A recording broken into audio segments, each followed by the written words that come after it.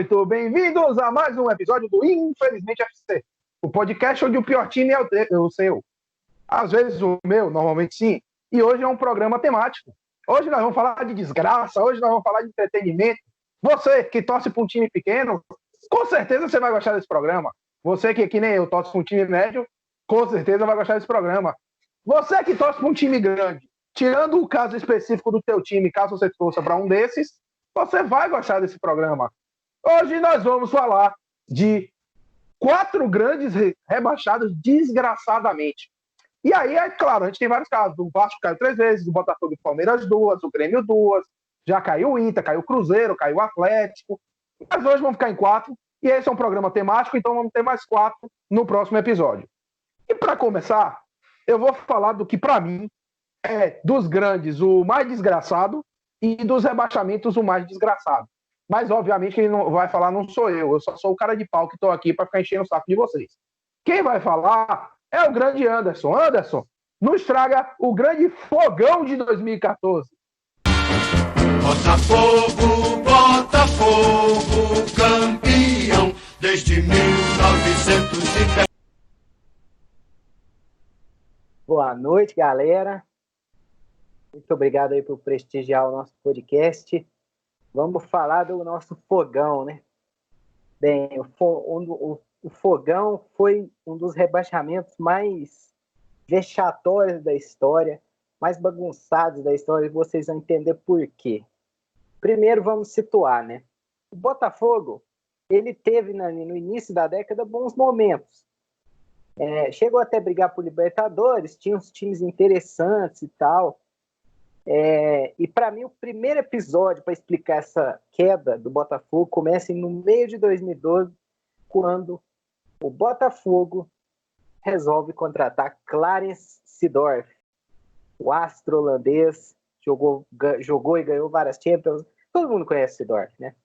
Enfim, na época teve uma reunião com o conselho fiscal do clube e foi unanimidade, né? Todo mundo falou, não temos condições de contratar o Seedorf. Esquece isso. Foi unanimidade na reunião.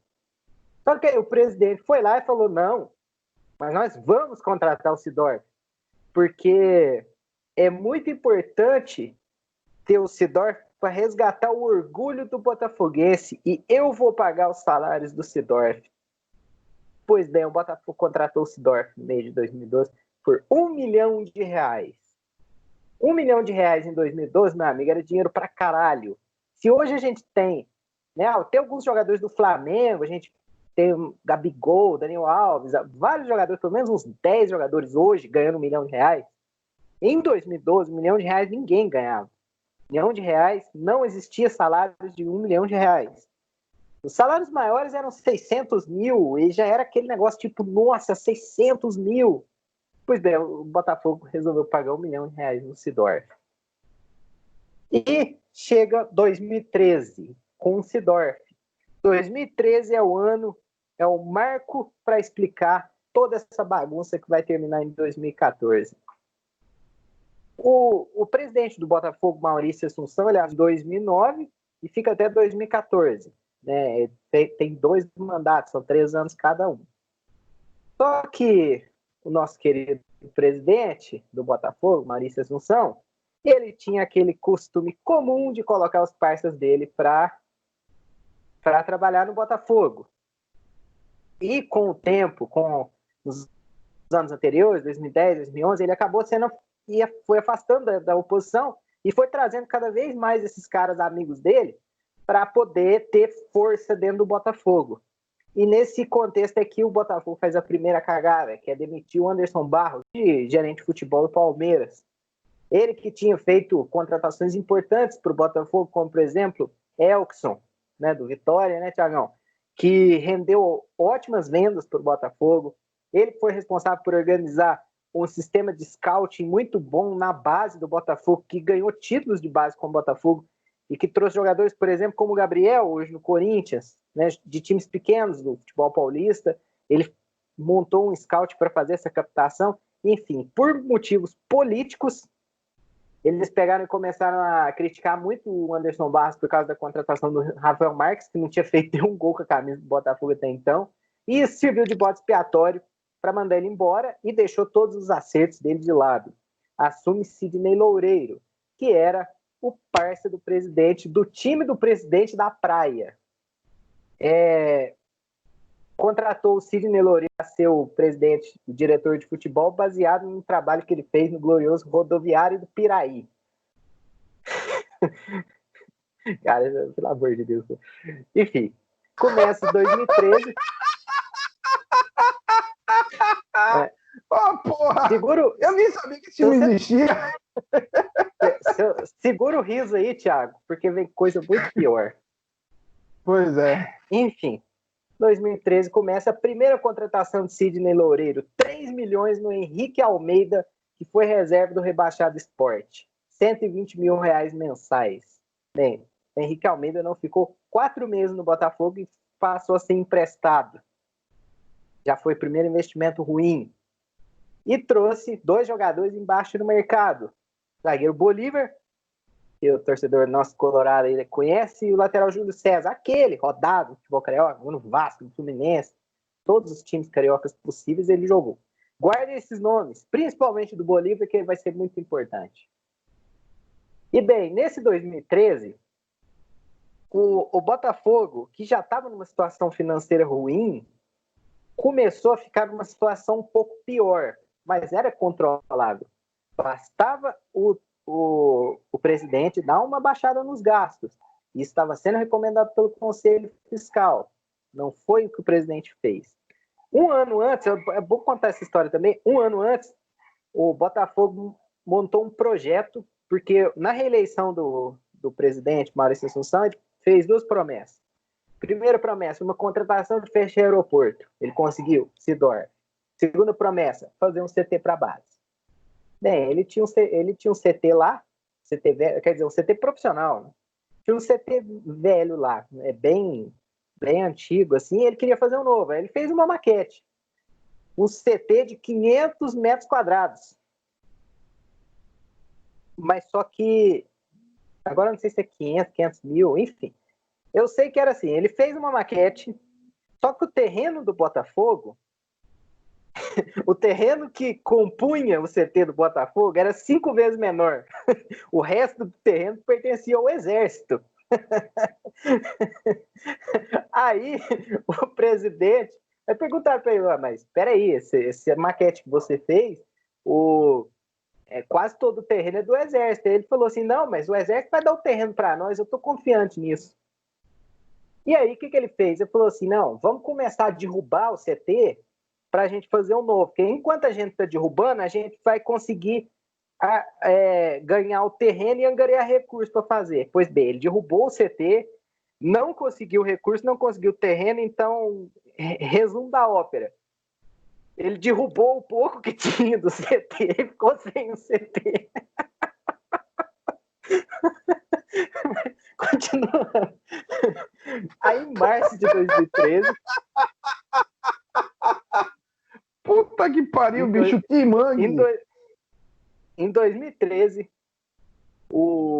em março, o Engenhão é fechado. O Botafogo usava o Engenhão, tinha meio que... Nele que ele geria o Engenhão e vários cariocas estavam jogando lá porque o Maracanã estava fechado para as obras da Copa. Só que ele foi interditado. E aí o presidente foi e falou, nossa, perdemos 30 milhões com o fechamento do Engenhão.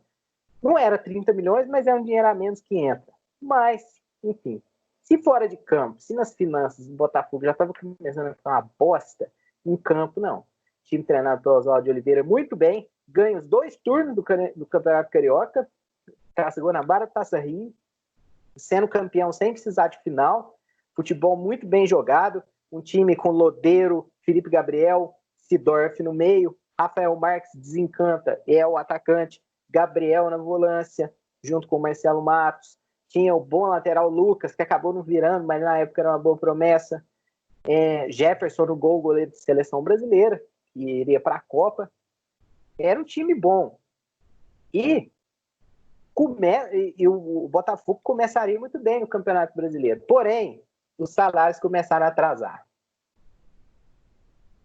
o Anderson Barros fazia muito bem essa ponte com os jogadores, ele era muito bem quisto pelos jogadores, principalmente com o Seedorf. E o Sidney Loureiro já não tinha essa mesma manha, porque ele nunca tinha lidado com jogadores profissionais.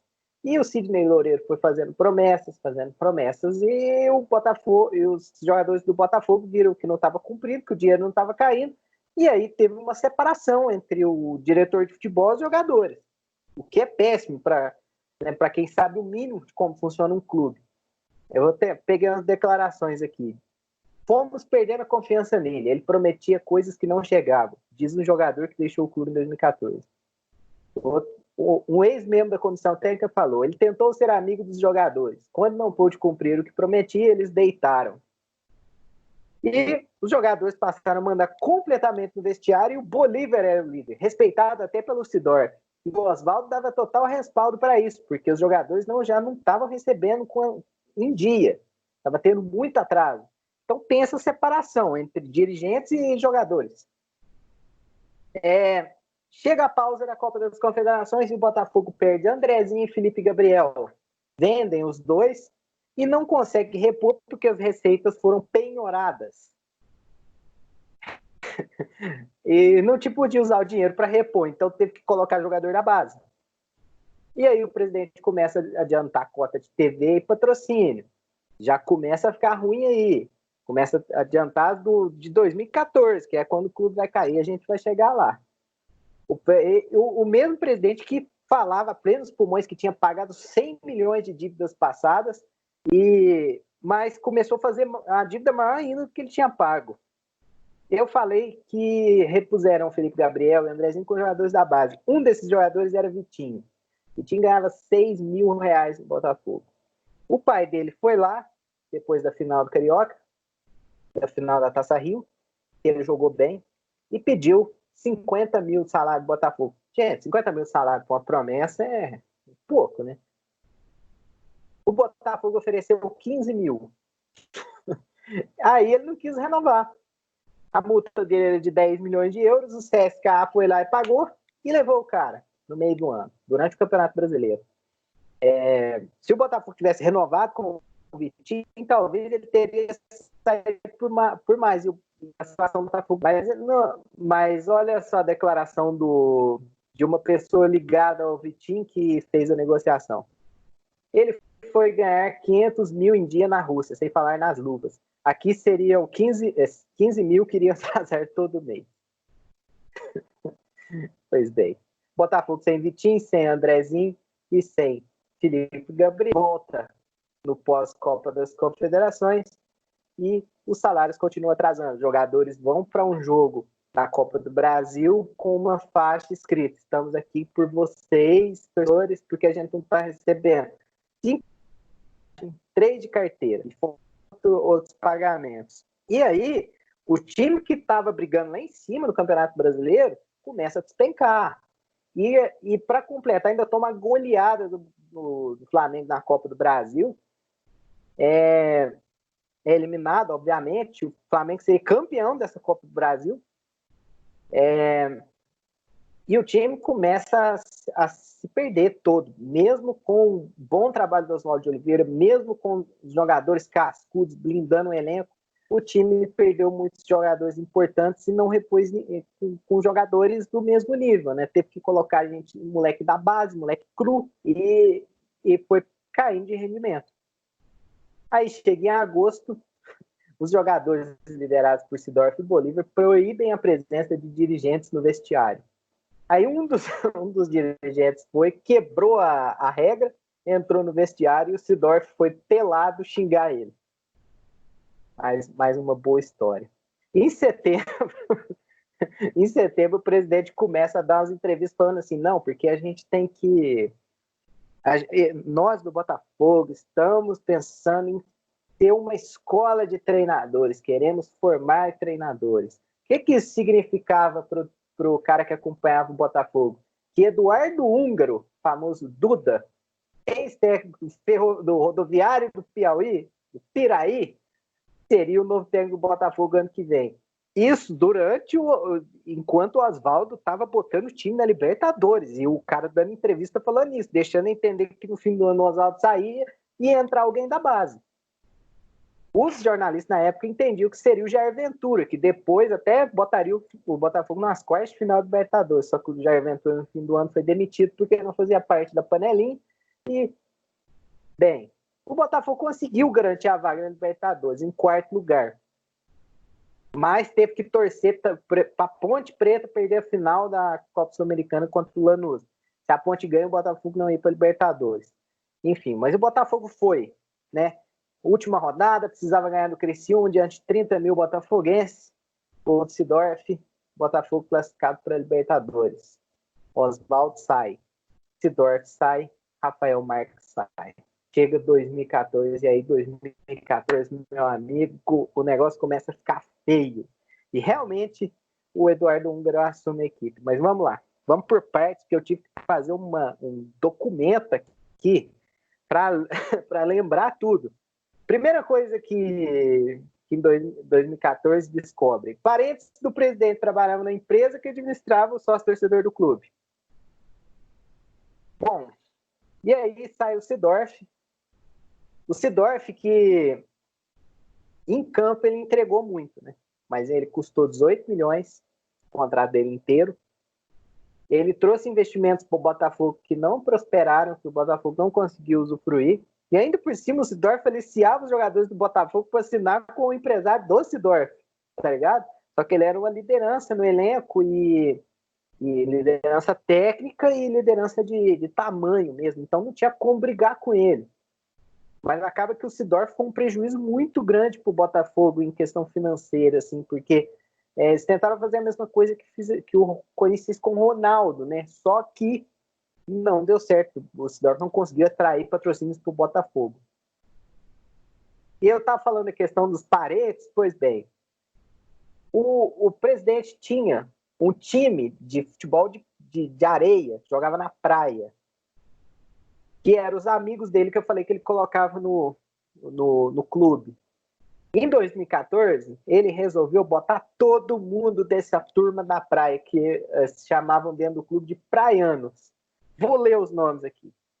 Guga, roupeiro da base. Guguinha, analista financeiro. Johnny Rodrigues, coordenador de relações e contratos. Dilson, o Bui, mais conhecido como Bui, responsável pelo quadro administrativo do Engenhão. Bernard Shaw, administrador do Caio Martins. Ricardo Stockler, essa é boa. Ricardo Stockler, técnico de times de praia que ocupou o cargo de treinador do Juvenil Alvinegro. Neto Mendonça, fisioterapeuta. Ney Souto, gerente das categorias de base. E Rodrigo Souto, irmão de Ney, contratado em 2014, egresso da reserva do rebaixado Náutico. Essa era a turma era o staff do Botafogo que o presidente colocou lá, todos amigos do time de praia dele. As declarações são sensacionais, né? Questionaram isso para o presidente, né? Esse monte de funcionário dele que era dessa turma da praia, e ele respondeu: com amigos de verdade e ainda por cima talentosos, não temos limite. E a gente vai ver que o Botafogo realmente não tinha limite. Porque a primeira coisa que essa turma fez foi assinar um patrocínio com a Telex Free. Para quem lembra, a Telex Free é aquele sistema de pirâmide. Lembra disso? Pois bem, a empresa era proibida.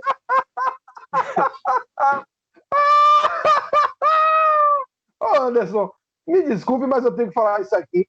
Essa é a síntese do apelido Botafogo, velho. Puta que pariu.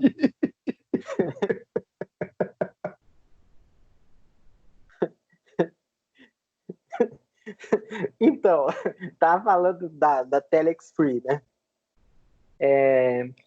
Assinaram o contrato com a Telex Free nos Estados Unidos, porque a empresa estava proibida de atuar no Brasil por causa que a justiça proibiu, que era um sistema de pirâmide, né? E aí, na Telex Free divulgou assim, né? Agora, todo divulgador de Telex Free tem um time, o Botafogo. Estamos juntos nos estádios pelo Brasil e na Libertadores. Traremos, com certeza, o título dessa Libertadores para o Fogão. E é bom falar que o cara que contratou a Telex Free, um desses aí que eu citei da turma da praia, pegou um bônus de 250 mil por superar metas de vendas. Só que essas metas de vendas foi definido depois que os contratos de venda foram fechados e foram definidos por ele mesmo. Então, aí é muito fácil ganhar um bônus, né? Mas continuando. Aí o Botafogo foi apresentar para o Conselho Fiscal o orçamento de 2014, que previa os títulos de Copa do Brasil, Brasileiro, Carioca, Mundial e Libertadores.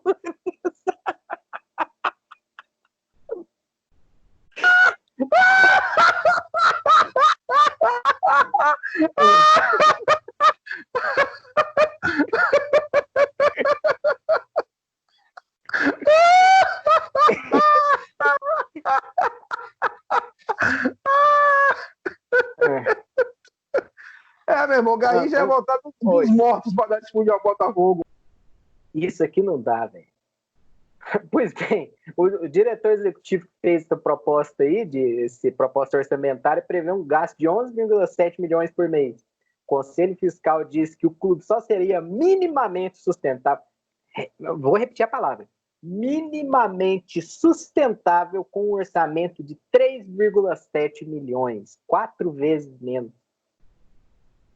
E aí um dos dirigentes lá do Conselho Fiscal falou, citação: fui no Corinthians pegar o orçamento deles do time campeão do mundo. Os caras conseguiram fazer um orçamento maior que aquele.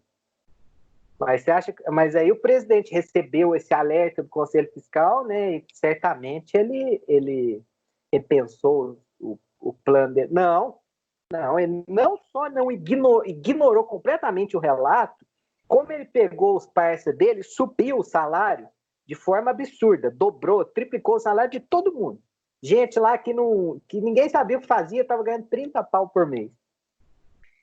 E ele colocou, além do Eduardo Húngaro, que eu falei como técnico, né? Ele colocou 3 auxiliares técnicos para ele, 3 auxiliares técnicos, fora mais um monte de gente, que um dirigente relatou o seguinte: tinha mais gente de cinza do que de azul no campo. Gente de cinza era a comissão técnica e gente de azul era jogador, só para constar. Tinha mais gente de comissão técnica que jogador em campo no Botafogo. 3 auxiliares técnicos. Nenhum minimamente competente. Aliás, um, que era o Barroca, foi demitido rapidinho. Esse é muito competente, muito bom treinador, inclusive. Bem, o Botafogo, nessa situação, não tinha outra, né? Começou a sofreu 100% de penhora de receita. O fluxo de caixa era negativo em fevereiro. Nem tinha entrado o dinheiro da Libertadores ainda. O Libertadores estava começando. E começou a tomar um monte de cobrança de dívida de processo do Carlos Leite e do Eduardo Duran. Pois bem. Aqui achei. Só para fazer um comentário aqui sobre as saídas de Sidor e Rafael Marques, que eram os pilares do Botafogo. O nosso querido Sidney Loureiro, diretor de futebol, falou assim: já sabíamos que o Sidorf ia parar, por isso nos planejamos antes e trouxemos o Jorge Wagner. Esse cara não entende muito de equivalência, não, né? Porque Sidorf, Jorge Wagner. Aí Rafael Marques falou para um amigo assim: eu não queria sair, mas todo mundo está saindo e eles não vão pagar ninguém. Isso em janeiro, né? Isso aí foram declarações em janeiro, dezembro, calma que vai piorar. E os reforços do clube são sensacionais, né? Contrataram o argentino Tanque Ferreira, o argentino Bolatti, o atacante Wallison, o lateral Júnior César, o volante Ayrton Pança, o volante Rodrigo Souto, né, que eu já citei que era também do time da Praia, e os gêmeos Alex e Anderson, que eram do empresário Eduardo Duran. Todos esses eram reserva nos seus times e vieram para o Botafogo jogar Libertadores. Pois bem, nesse turbilhão aí, o Botafogo tinha que jogar pré-Libertadores e ele passou do Deportivo Quito, meteu 4-0 no Maracanã lotado, não sei se foi no Maracanã ou no Engenhão, mas enfim, jogou no Rio, estádio lotado, mosaico escrito gigante, voltou 4-0 para o Botafogo e na estreia vence o São Lourenço por 2-0, né? O Fogão embalou, não. O Botafogo foi eliminado na fase de grupos da Libertadores, num grupo fraco, que eu vou até pesquisar aqui, eu esqueci, mas não é meu intuito falar o grupo, essas coisas, não. Eu quero só falar para vocês como foi esse processo. O Botafogo foi eliminado na fase de grupos da Libertadores e pôs um time reserva no Carioca que fez, até então, a pior campanha do clube na história do Campeonato Carioca. Bem, nessa situação, em abril, o Eduardo Húngaro foi demitido, virou auxiliar fixo do clube. Os outros auxiliares foram demitidos graças à pressão do Conselho Fiscal, é bom que se diga, mas o salário dele se manteve, 65 mil. O Wagner Mancini virou treinador. Um membro da diretoria disse sobre Eduardo Húngaro: ele ganha 65 mil para carregar prancheta. O Botafogo precisava de dinheiro, né? Aí o Botafogo foi e marcou um amistoso com o Botafogo da Paraíba por 150 mil reais. Dinheiro de pinga, né? Mas já dava uma ajuda, né? Bom, e aí os jogadores, já sem receber há muito tempo, né? Tendo vir a cor do dinheiro no ano, falaram que não iam viajar para Paraíba. Aí o clube foi lá e demitiu o Bolívar, que era o líder do elenco, o capitão, né? E o cara que organizava esses protestos. Aí o Bolívar disse: eles disseram que querem me mandar embora. Vamos ver se é isso mesmo. Aí um outro líder do elenco falou assim: se ele sair, sai todo mundo. O clube foi obrigado a reintegrar o Bolívar. E, bem, depois dessa situação, ficou claro que o tal do Sidney Loureiro não conseguia gerir o elenco, né? Desde que ele assumiu, na verdade. Aí eles trouxeram o Wilson Gotardo, capitão do time do último título brasileiro do Botafogo. E era para ele ser, né, como ele é boleiro e tudo, era para ser essa ponte, né, entre os jogadores e a diretoria, para não ficar aquele clima tão desgramado. Mas ele já começa, na apresentação dele, ele já começa falando assim: em 1995 fui campeão com 5 meses de salários atrasados. Obviamente os jogadores ficaram putos da vida, e ali já acabou a relação do jogador. Na apresentação do cara, o cara já se queimou completamente falando isso, né? E aí a situação já dá para perceber que o negócio estava quase insustentável, né? Aí, numa última cartada do Botafogo, os conselheiros lá, que eles chamam de cardeais, aqueles conselheiros antigões, começam a arrecadar fundos para pagar as folhas dos jogadores. E com isso o time ganha um ânimo e sai do Z4, avança da Copa do Brasil de forma épica, vencendo o Ceará numa virada espetacular. Mas até nisso teve problema, né? Os cardeais, eles priorizavam pagar o salário dos jogadores com maiores vencimentos. O lateral Lucas, promissor na época, ficou puto, pediu rescisão na justiça e saiu da equipe. Só que logo os cardeais deixaram de pagar, porque não tinha como sustentar aquela folha do Botafogo. E aí as promessas, mais uma vez, as promessas dos jogadores não foram cumpridas e o clima fudeu de vez, né? Aí estamos em julho, bom que se lembre, em julho, durante a Copa do Mundo, né? Brasil tomando 7-1, em julho, estoura o escândalo que a empresa do presidente recebia comissão do principal patrocinador do clube, a Viton 44, Guaraviton. O presidente disse que não vê conflito ético na situação. E sobre o caso, Jefferson posta nas redes sociais: já não estava muito bom, poderia melhorar, mas agora piorou. Eu não aguento mais isso aqui. Ah, velho. Ai. Mas continuando.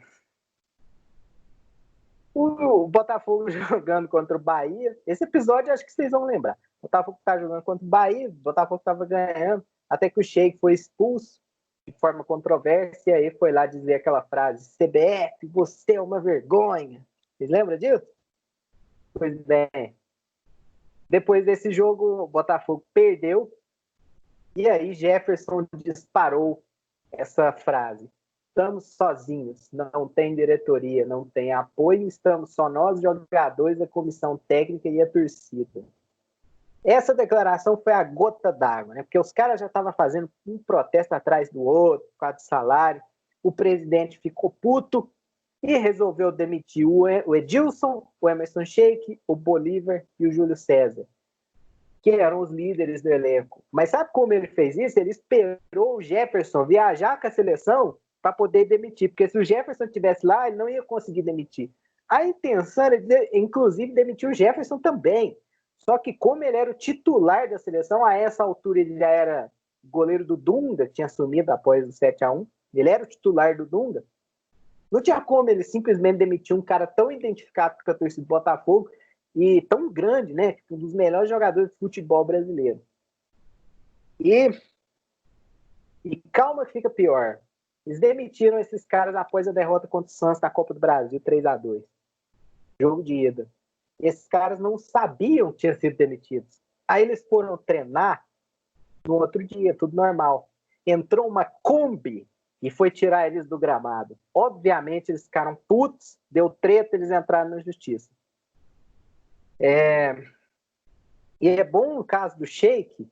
O caso do Sheik também é interessante, porque o Botafogo, para ficar com o Sheik, o Corinthians comprou o lodeiro do Botafogo. E aí, uma parte do pagamento, o Botafogo tirou como anistia para o Corinthians bancar os salários do Sheik, ou seja, eles demitiram o Sheik, basicamente deram a porcentagem do lodeiro para o Corinthians.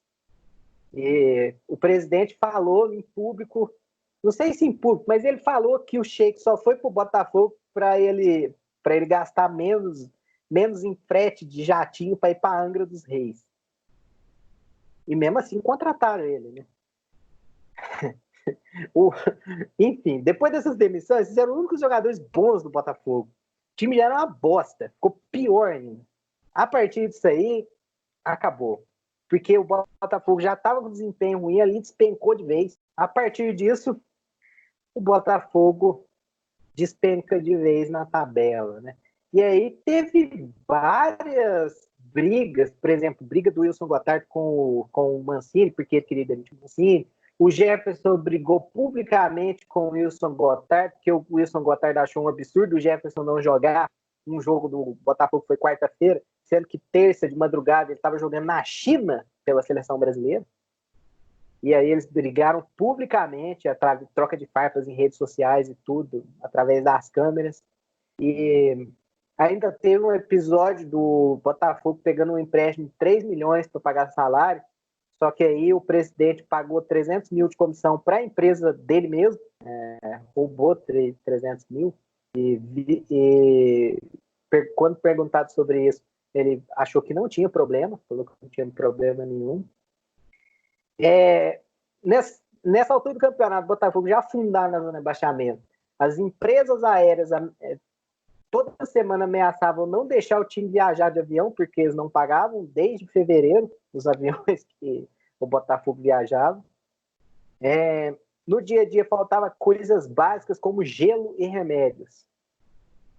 Olha o que disse o Wagner Mancini. Ninguém tem noção do que passamos no Botafogo. Eu nunca tinha visto nada parecido. O time tem até uma estrutura física boa, mas parecia que faltava tudo. Isso aqui está pior que clube pequeno, reclamou um funcionário. Bem, não deu outra, né? Botafogo perdeu o Santos na 37ª rodada, foi rebaixado uma rodada de antecedência, que a segunda pior campanha do Campeonato Brasileiro de 2014, só não foi pior que o Criciúma. O Maurício Assunção deixaria o cargo no fim do ano, sendo o presidente que mais acumulou dívidas fiscais na história do clube. Para fechar, um membro da nova diretoria, que nessa altura já tinha ganhado a eleição, pegou as contas do Botafogo e em janeiro de 2015 ele declarou: ainda não sabemos onde está o fundo do poço. E só para simbolizar como foi essa trajetória patética dessa diretoria do Botafogo, com delírios de grandeza, com tudo de ruim que o futebol brasileiro pode nos proporcionar, o Botafogo estreou na Libertadores contra o São Lourenço, vencendo por 2-0. Pois bem, em dezembro o São Lourenço estava lá no Japão jogando Mundial contra o Real Madrid, enquanto o Botafogo estava rebaixado para a Série B com uma das segunda pior campanha do campeonato e sem nenhuma perspectiva de ver a cor de qualquer dinheiro num curto espaço de tempo. Só vou terminar aqui dando uma breve destaque para a escalação do Botafogo na estreia do Campeonato Brasileiro de 2003, que o clube classificou para a Libertadores, jogando contra o atual campeão mundial Corinthians no Pacaembu, empate 1-1.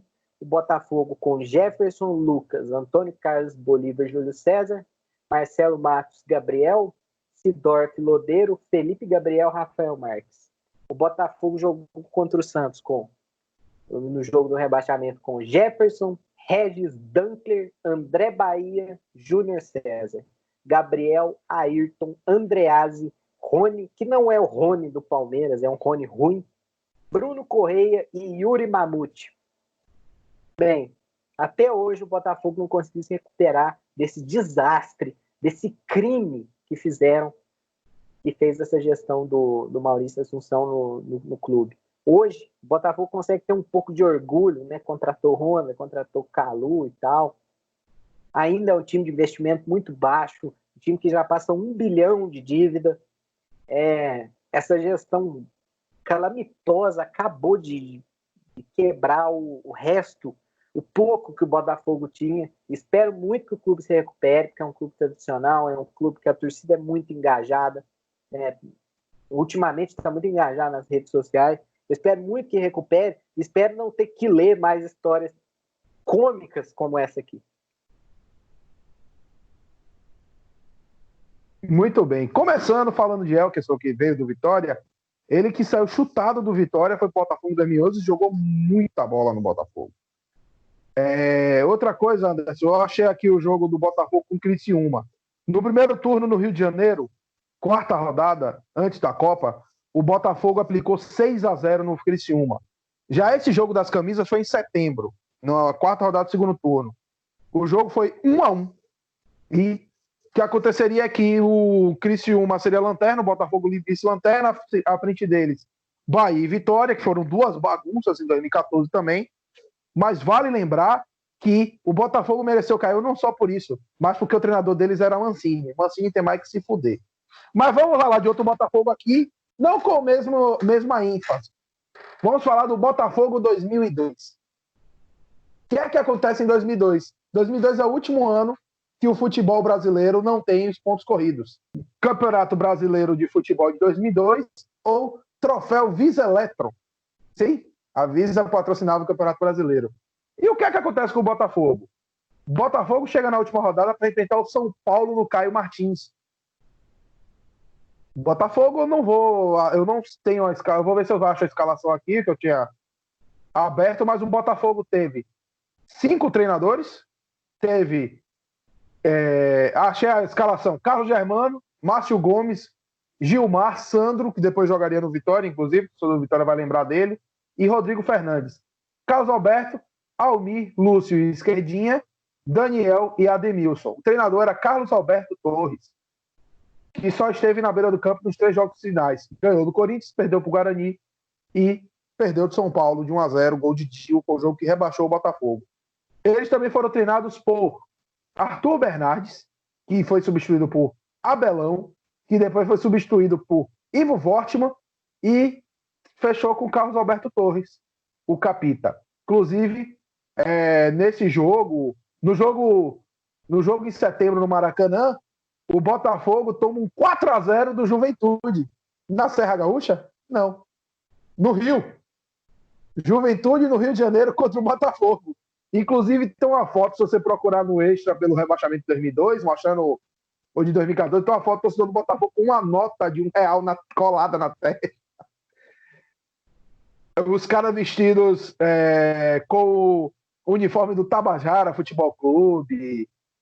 Mostra um monte de confusão. O Botafogo de 2002 foi uma bagunça. Mas onde acabou o Botafogo de 2002? O Botafogo de 2002, que ainda tinha chance de se salvar, só que ele estava rebaixado nessa rodada, era o Gama, conseguiu ser o lanterna com a derrota para o São Paulo. Então o Botafogo de 2002 conseguiu ser rebaixado como lanterna. Caíram com eles Gama, Palmeiras e Portuguesa. Mas vamos seguir no Rio, mas vamos falar de um outro time cômico. Inclusive, tem surpresa para vocês no final em relação a esse time. Richard, nos traga o Vaiscão. Traz o segundo maior time do Rio. Vamos todos cantar de coração A cruz de Malta é o meu pendão. Tu tens o nome do heróico português. Vasco da Gama, tua fama assim se fez. Vamos todos cantar de coração. O Vasco é sempre vice-campeão. Meu Deus do céu, mas que time desgraçado. Eu não sei rimar, pau no cu de vocês. Vamos lá, vamos falar do Vasco. O glorioso Vasco da Gama. Cara, eu poderia fazer, sinceramente, eu acho que a gente poderia fazer um podcast só sobre o Vasco, né? Porque são 3 rebaixamentos. São várias vezes que o Vasco teve um time tão ruim quanto e não caiu. Vi de 2018, que o Vasco só não caiu porque o Ceará não ganhou. Mas vamos lá, vamos falar do pior de todos os Vascos em questão de aproveitamento. O glorioso Vasco da temporada 2013. Primeiro que a gente tem que voltar no tempo. Eu acho que todo time grande não cai à toa, né? E tudo começou em 2012. A gente lembra, 2011 o Vasco teve, digamos assim, um auge. O Vasco foi campeão da Copa do Brasil no primeiro semestre. No segundo semestre o Vasco briga até o final para ser campeão brasileiro, quase campeão brasileiro, perde o título só na última rodada. Daí o Vasco chega em 2012, vai para a Libertadores, cai nas quartas de final para o Corinthians, jogando muita bola. Tipo, todo mundo até fala até hoje que tipo, se o Vasco elimina, se o Diego Souza, esse corno, acerta aquele gol, provavelmente o Vasco seria campeão da Libertadores. Não sei. Mas enfim, tudo começa em 2012. Rapidinho, Richard. Vale lembrar também que o Vasco foi para a Libertadores não só pelo vice-campeonato, né? Ganhou a Copa do Brasil em cima do Coritiba. Eu falei isso. Não, e assim, ó. Sou eu. Então vamos falar assim, ó. Tudo começa em 2012, porque assim, em 2012, o Vasco já começa a sofrer um completo desmanche, porque o Vasco, apesar de ter montado esse time bem caro para ganhar essas coisas, o Vasco tava fudido. O Vasco devia ter... Só para você ter uma ideia, eu vou até passar na frente. Naquele 2012, em 2012, o Vasco teve toda a sua rede de água cortada dentro da instituição do clube, dentro da sede social do clube, porque eles deviam 1,3 milhão de reais para a empresa de água do Rio de Janeiro. Entendeu? Entre outras coisas, o Vasco naquele ano, o Vasco teve 2 vezes a sua luz cortada. A sua luz cortada durante o ano. Inclusive tem uma foto muito legal, que é do cara assim, ó, que é do cara na frente de São Januário, 5 troços para cortar. Eu sou vascaíno, mas sou obrigado a fazer o meu trabalho. Daí ele tá dando risada assim com o negócio da luz. Entendeu? Essa foto é desse ano, é de 2012. E daí tá, 2012 o Vasco passa por um desmanche total. Saindo o Vasco, Elton, Rômulo, Gilmar, Márcio Careca, Anderson Martins, Diego Souza, Alan, Fernando, Praz e Newton. Basicamente o time que era a base daquele equipe. Daí no Vasco, a sua mania de grandeza, como aconteceu com o Botafogo, na 23ª rodada, o Vasco manda embora o Cristóvão Borges. Não que o Cristóvão Borges seja um grande técnico, mas ele fazia um bom trabalho no Vasco. E depois do time do Vasco perder de 4-0 em casa para o Bahia, em São Januário, na 23ª rodada, que era apenas a segunda derrota seguida do Cristóvão Borges, isso é bom ratificar. O Vasco resolveu, a diretoria do Vasco, encabeçada pelo glorioso Roberto Dinamite, que era o presidente na época, eu já falo dele mais pra frente, resolve mudar os ares e mandar o Cristóvão embora. Mandou o Cristóvão embora, o clube em quarto. O Vasco estava em 4º lugar. Contrata Marcelo Oliveira, que cai em novembro. Em novembro, após perder 6 jogos seguidos, Marcelo Oliveira é demitido. Nessa altura do campeonato, o Vasco já estava em 7º. E daí o Vasco termina o ano com o Gaúcho, que é interino. E o Gaúcho ainda consegue fazer o time oscila ali mais para cima, para baixo. O Vasco termina em 5º, não pega a vaga na Libertadores, mas termina em 5º lugar. O que o Vasco resolve fazer? Porra, o Cristóvão Borges deu certo efetivar o técnico, vamos efetivar o Gaúcho, não tem como dar errado. E não tinha mesmo o Gaúcho. O Vasco faz um campeonato carioca tenebroso, é eliminado da semifinal pelo Boa Vista de Saquarema e o Gaúcho é demitido em fevereiro. Vem para o cargo de treinador do Vasco o glorioso Dorival Júnior. Não, desculpa. Paulo Autori. Paulo Autori é contratado pelo Vasco. Treinador experiente, treinador conceituado e tudo mais. O Vasco ali, 2013 é um ano novo para o Vasco. O Vasco resolve inovar, o Vasco se desfaz de todo o elenco de 2012, basicamente. Sai Dedé, sai Douglas, o Juninho pede espaço aí, vai para o New York City, ele voltaria em julho, quando o Vasco já estava totalmente fodido. E ele ainda sai Carlos Alberto, Herder Luiz, Alexandre e Felipe Bastos. Daí, naquele começo de 2013, o Vasco resolve também reformular o departamento de futebol, contrata René Simões, e resolve fazer as suas contratações e montar um time do Vasco muito bom para aquele 2013, que seria um grande ano de glórias para o Vasco da Gama. O Vasco da Gama, ele contrata o René Simões, sob a gestão do René Simões, eles contratam 23 jogadores. Entre os jogadores, e eu sou obrigado a falar aqui as contratações do René Simões, está Francismar, que era meio atacante do Boa Esporte, está Rafael Vaz, está Montoya, está Edmilson Yotun. Agora tem falta perigosa, Douglas, Edenilson e Pato na bola, partiu Pato, pegou o goleiro Diogo, largou, mas só o Yotun estava lá pro rebote. Oi, Yotun. E de novo o Yotun ficou nervoso agora. Ele furou a bola e deu uma trombada logo no Abuda. Agora a bola vai para fora pro Yotun se acalmar. Agora, essa não é a imagem do jogo, né, Cássio? O jogo, ele furou, coitado. O jogo foi bom, né, cara? Bem disputado. Um Vasco muito bom no segundo tempo. Calma, Yotun. Felipe Souto, Sandro Silva, Elcinho, Ney, Robinho, não é o Robinho do Cruzeiro, nem é o Robinho do Santos, é um outro Robinho totalmente fuleiro. Guinha Azul, André Balada e Willy, que o torcedor do Vitória deve conhecer muito bem, grande craque Willy. Inclusive o Cachaceiro safado, bom jogador, mas cachaceiro safado.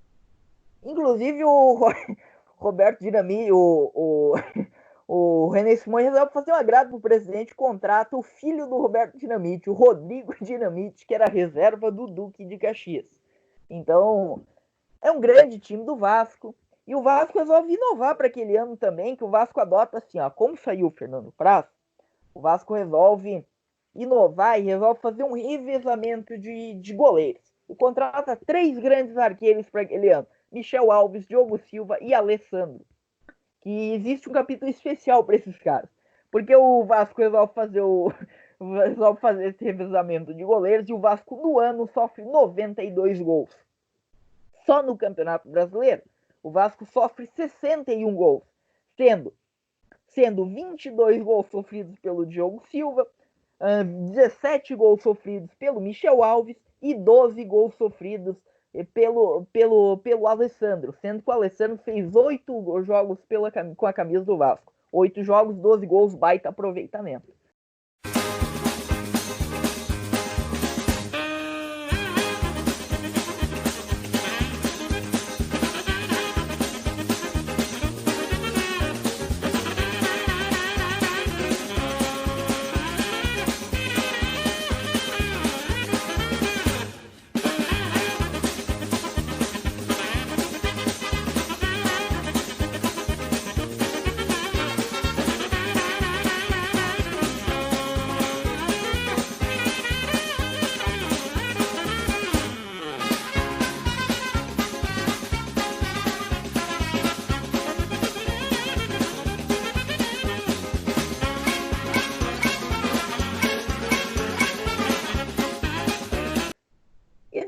Daí o Vasco vai ali, o Paulo Autori no meio do ano, ali na 18ª rodada, o Vasco já devendo 4 meses de salários, crise financeira, as contas do clube estavam totalmente bloqueadas pela justiça, o Vasco devia de imposto de renda mais que o valor de São Januário, o Vasco estava totalmente fodido, o Vasco teria as suas contas de água bloqueadas novamente, porque a dívida de 1.300.000, que ali no meio de 2012 viraram 3 milhões de reais.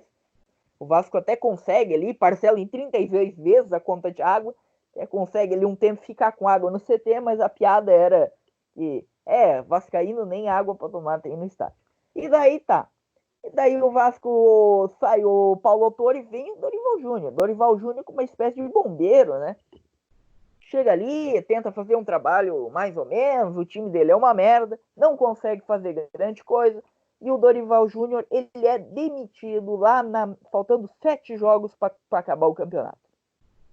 E vem aí que vem o grande homem, aquele que vai ser muito citado nessa série aqui, porque ele é um grande treinador, ele é especialista nesse tipo de time, que nem o Vasco, que é ele, Adilson Batista.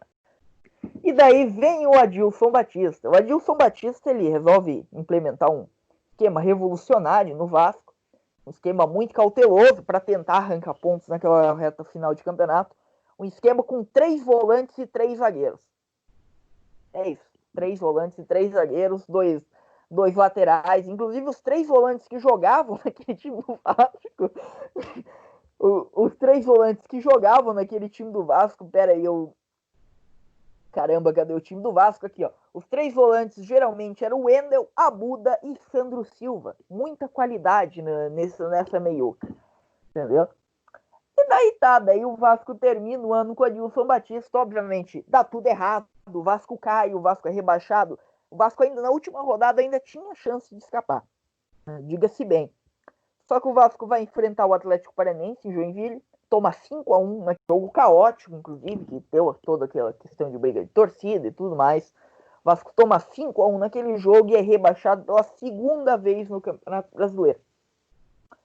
E o Vasco, e essa altura é diferente do rebaixamento de 2008, que já era uma consequência da crise que o clube vivia. Esse rebaixamento de 2013 vem no momento que o Vasco está literalmente no fundo do poço. O Vasco terminou o ano com 5 meses de salários atrasados. O Vasco não tinha pagado para ninguém em nenhum mês até agora, até aquele momento, direitos de imagem.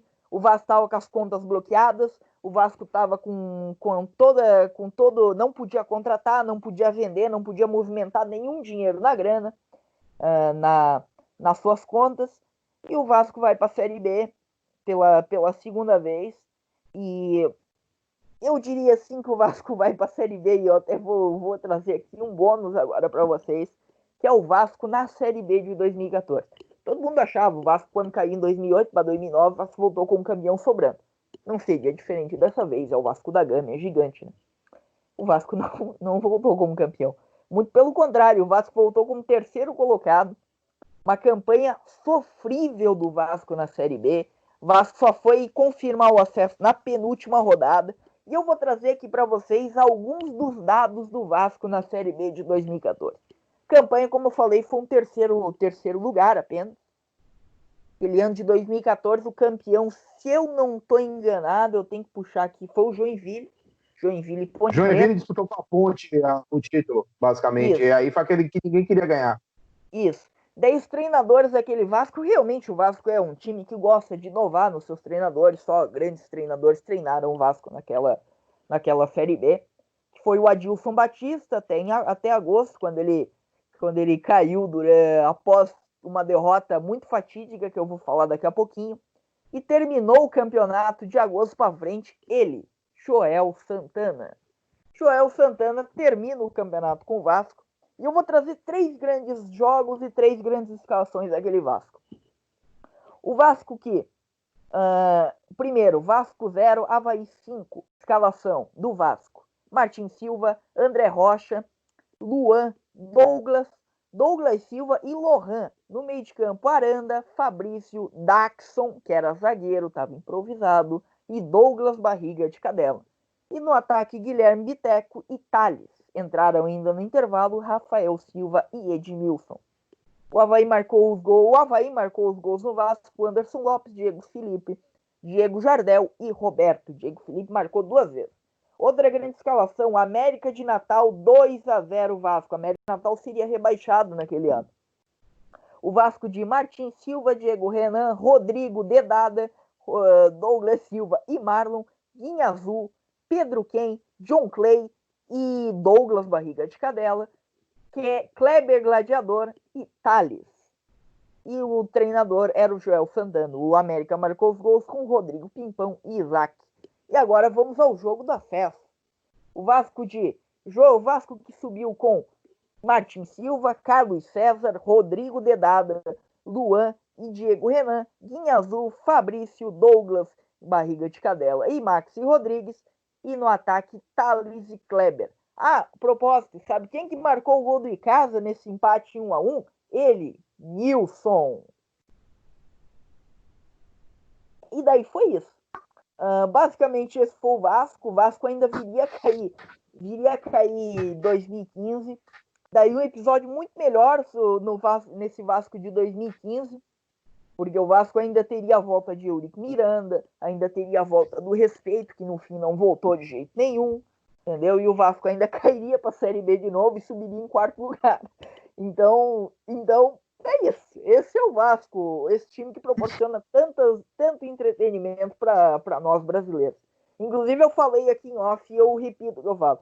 O Vasco me proporcionou tanto entretenimento, tantas risadas nos últimos anos, que hoje em dia eu já torço pro Vasco ser um pouquinho feliz, né? Porque já extrapolou a cota de entretenimento. Apesar que se o Vasco quiser trazer entretenimento para nós, fique à vontade. Eu não sou totalmente contra esse tipo de situação. Rapaz, eu não lembrava que Papai Sardinha tinha treinado o Vasco em 2014, não. Meu Deus. Lembrando que o Vasco 2015 é aquele de Herrera driblando a defesa do Palmeiras e chutando a bola no travessão com o gol vazio. Vale lembrar bem. Grande momento de entretenimento. Esse Vasco 2013 tem um jogo do Vitória que é muito bom. O Vitória ganha os 2 jogos do Vasco, até porque ganhar do Vasco no Barradão é uma constante, e não é de sacanagem que eu falo isso. Mas o jogo no Rio foi engraçado. André, lembra de André, aquele que jogou no Sport, no Grêmio? Faz 1-0 pro Vasco no primeiro tempo. Gol logo no início, 9 minutos de jogo. Beleza. Fica esse resultado até ali a metade do segundo tempo. Aí Alemão, uma porra do Louro, que depois jogou no Paraná, acha um gol num lateral jogado na área. Inclusive eu critiquei esse lance logo depois que o Vitória fez o gol. E aos 45, Marquinhos, mosquito da dengue, aquele que parecia que tinha saído da Etiópia, dá um drible desconcertante no volante do Vasco e acerta uma bomba no ângulo. Vitória ganha de 2-1 do Vasco, um jogo que pelo que o Vasco jogou no primeiro tempo, merecia ter fechado uns 4. Mas, infelizmente, era o Vasco. Mas falando de Vasco, vamos voltar um pouquinho no tempo. Vamos voltar para 2008. Vasco 2008, ele entra no campeonato, tinha 2 anos antes de perder a final da Copa do Brasil, vai ter campanha Vasco em 2007 e tal, e vai para o campeonato de 2008. E aí, eu quero destacar alguns jogos do Vasco. O Vasco, por exemplo, em casa, eles não perderam muito feio. Tem um 4-2 aqui que eles tomaram do Figueirense, que caiu. Tem um 3-3 maluco aqui com o Flusão. Tomaram um 3-1 do Náutico, que um ano depois cairia, mas em casa não tem tanta desgraça. O ponto é fora. O Vasco toma 4-1 do Atlético Mineiro. O Vasco toma também 4-0 do São Paulo. São Paulo que foi campeão, toma 5-2 do Santos e ainda conseguiu tomar um 5-0 do Vitória. Nesse dia, o carrasco do Vasco, Adriano, fez um dos gols. E aí o Vasco vai para a última rodada pegar o Vitória no São Januário, precisando ganhar e dependendo dos outros resultados. Ipatinga já tinha caído, tinha alguns que ainda estavam disputando para não cair e tal. E aí o que acontece? O Vasco começa bem, chega perto, eu acho que tem até um gol impedido, já tinha caído Portuguesa e Ipatinga, inclusive. O Vasco disputar com o Náutico, com o Figueirense e eu acho que com o Santos, inclusive. Richard pode me confirmar melhor. Aí o que é que acontece? Meio do primeiro tempo, gol do Vitória. Leandro Domingues, que tinha feito no jogo do Barradão. E aí fica aquela coisa, Vasco vai cair, que tá perdendo, dedo no cu e gritaria, tudo mais. Bora Vascão, aquela coisa toda. Final do segundo tempo, bola sobra e Adriano, o horroroso, faz um gol em cima da linha, 2-0. aí tem aquele choro, Vasco rebaixado e tudo mais.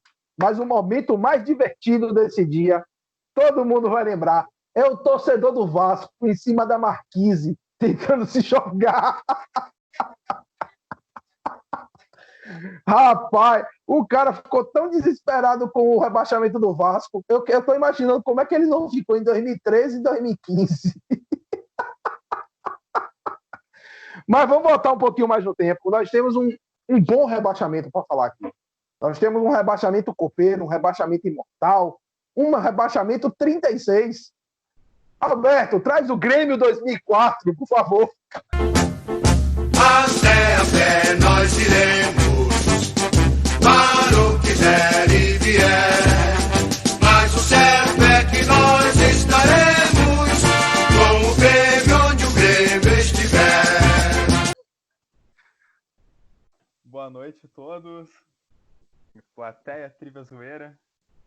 Pois é, rebaixamento de 2004 retrata o que foi o ano mais tenebroso da história do Grêmio. Geralmente, um rebaixamento de um time grande, ele acontece como uma surpresa. Por exemplo, se for pegar o Grêmio de 91, vinha de um hexacampeonato gaúcho, tinha um time relativamente forte, tinha ficado em terceiro lugar no brasileiro anterior e de repente caiu. Agora, 2004 não. 2004 tinha tudo para dar errado há muito tempo e se consolidou dessa maneira. Para falar do Grêmio de 2004, a gente tem que voltar para 2000, quando a ISL entrou no mercado brasileiro com a promessa de elevar alguns clubes de patamar, entre eles o Grêmio. E veio, entre outros grandes jogadores, o argentino Astrada, Amato, veio o Paulo Nunes, enfim. Entre todos esses fenômenos, o Grêmio, após a gestão ISL, saiu com um rombo de 100 milhões de dívidas. Porém, apesar disso tudo, em 2001, conseguiu montar um ótimo time. Veio o Tite do Caxias, após meter 3-0 no Grêmio numa final de Campeonato Gaúcho. Montou um time excelente, que em 2002 melhorou, e veio o ano de 2003, ano do centenário. Para esse ano, o Grêmio fez uma Libertadores mais ou menos forte, terminou ali nas quartas de final, acho que numa derrota para o Independiente de Medellín, se não me falha a memória. E no Campeonato Brasileiro foi tenebroso. Um time que nem era tão fraco, que tinha nomes como Darley, Anderson Lima, Gilberto, Caio, Luiz Mário, Rodrigo Fabre, escapou apenas na última rodada depois de um 3-0 maluco contra o Corinthians, porque o time era o lanterna até a 36ª rodada daquele campeonato, quando ganhou um Grenal com um gol do Christian, que por sinal era um dos poucos que viriam se salvar em 2004. Quando chegou 2004, estava todo mundo avisado. O time que era forte e escapou só na última rodada, perdeu todos esses outros jogadores e começou a apostar em um time com nomes como Felipe Melo, em início de carreira, Michel Bastos, uma dupla de zaga bastante entrosada, Capone e Bilica, Cláudio Amiro, Tavarelli. Em Curitiba, Vicente, nos acréscimos, chutou de fora da área e o goleiro Tavarelli aceitou. Final, Paraná 1, Grêmio 0.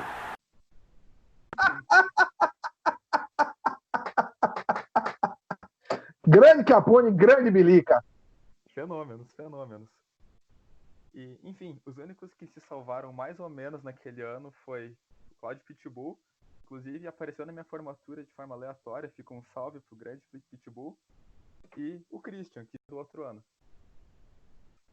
Esse time, ele protagonizou coisas inacreditáveis. E antes de entrar nos episódios mais bizarros, vale a pena relembrar. Eu separei mais ou menos as principais vergonhas do ano. Mas, veja bem, em fevereiro daquele ano, o Grêmio já perdeu de 1-0 pro Glória de Vacaria com um gol do Sandro Sotile. Em maio. Lembra que o Anderson Lima estava no Grêmio de 2001 a 2003? E em 2004 ele saiu do Grêmio e foi pro São Caetano. E nos presenteou metendo 2 gols no nosso rabo, em pleno Estádio Olímpico, jogando pelo São Caetano. Depois ainda teve derrotas de 4-1 pro Botafogo, 5-1 pro Santos, 4-2 pro Juventude, com o primeiro de muitos gols que o Grêmio viria a levar do zagueiro índio.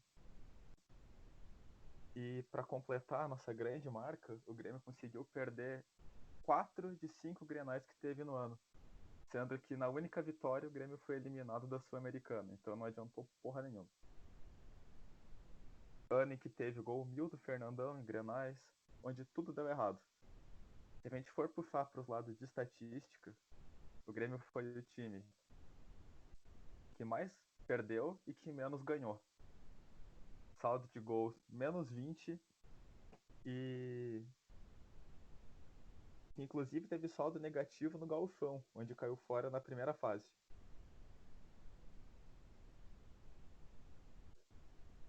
Sobre a história aquela do ônibus Trovão Azul.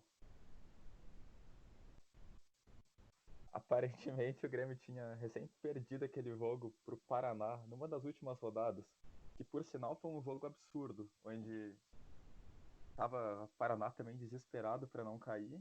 Aí o jogo tava empatado e Tavarelli foi pra área para tentar fazer um gol. O glorioso Tavarelli.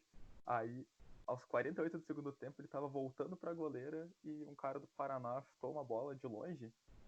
Só que ele não encobriu o Tavarelli, ele chutou a bola no meio do gol e ele, sei lá, ele caiu pra dentro do gol com a bola. Foi um troço absurdo, eu até sugiro que vejam um lance que daria uma ótima vinheta pro Infelizmente FC. Horrível. Enfim, aí na volta, todos muito tristes, muito desolados, o ônibus parte em direção ao Rio Grande do Sul e nas últimas cadeiras aquelas surge a lenda, né? Aparentemente deram pro doutor Hélio Dourado, que Deus o tenha, o desprazer de presenciar essa cena horrorosa. Mas, voltando pro lado do futebol, eu tenho aqui uma escalação que foi desse jogo contra o Paraná, que eu acho que foi a pior que eu encontrei daquele ano. Aquele time tinha Tavarelli, Capone, Cláudio Amir e Belica. Na lateral direita, o cineasta Jorge Lucas.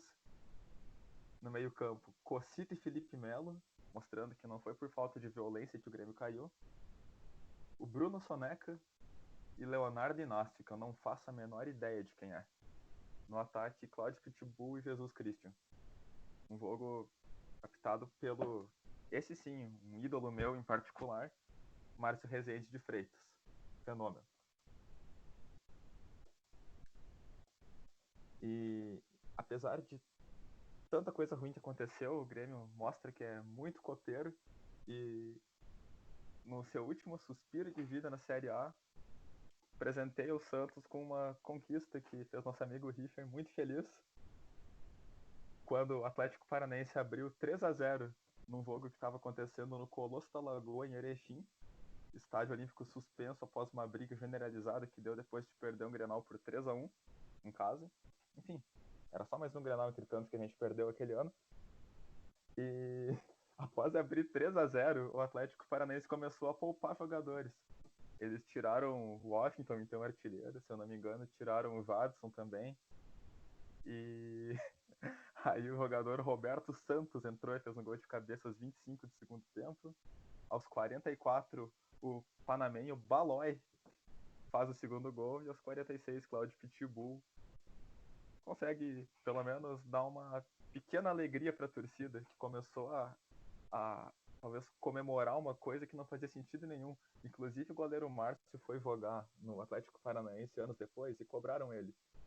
Tipo, pô, o Grêmio não ganhou nada e tirou nosso título. Por que vocês estavam comemorando tanto aquilo? E o Márcio não sabia dizer. Por sinal, o Márcio era um goleiro muito melhor que o Tavarelli, mas ele era azarado, que é o pior tipo de goleiro que existe. Então é outro que tem mais que se fuder e acabou.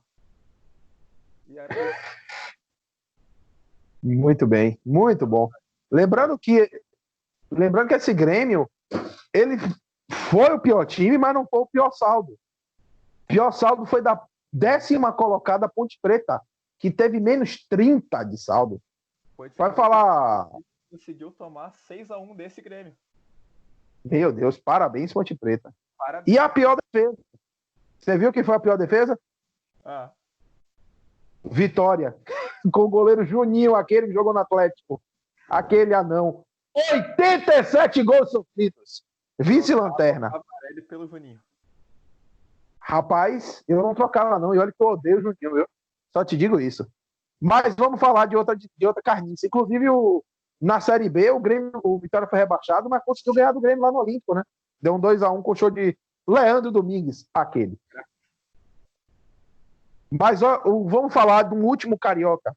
Vamos falar daquele que conseguiu 3 rebaixamentos em 3 anos e só caiu 2 divisões. Flusão! Grande Flusão! Primeira coisa, em 1996, o Fluminense cai junto com o Bragantino. Mas o que é que acontece com o Fluminense? Ele fica pelo caso do Ivens Mendes. Na última rodada, o Fluminense até ganha do Vitória, que o jogo foi no Espírito Santo, inclusive, não foi no Rio, era mando do Fluminense. E o Bahia e o Criciúma também jogavam e precisavam dos resultados. E o Fluminense ganhou 3-1, gols de Paulo Roberto, Leonardo e Agnaldo Lins contra, que hoje é treinador desgraçado.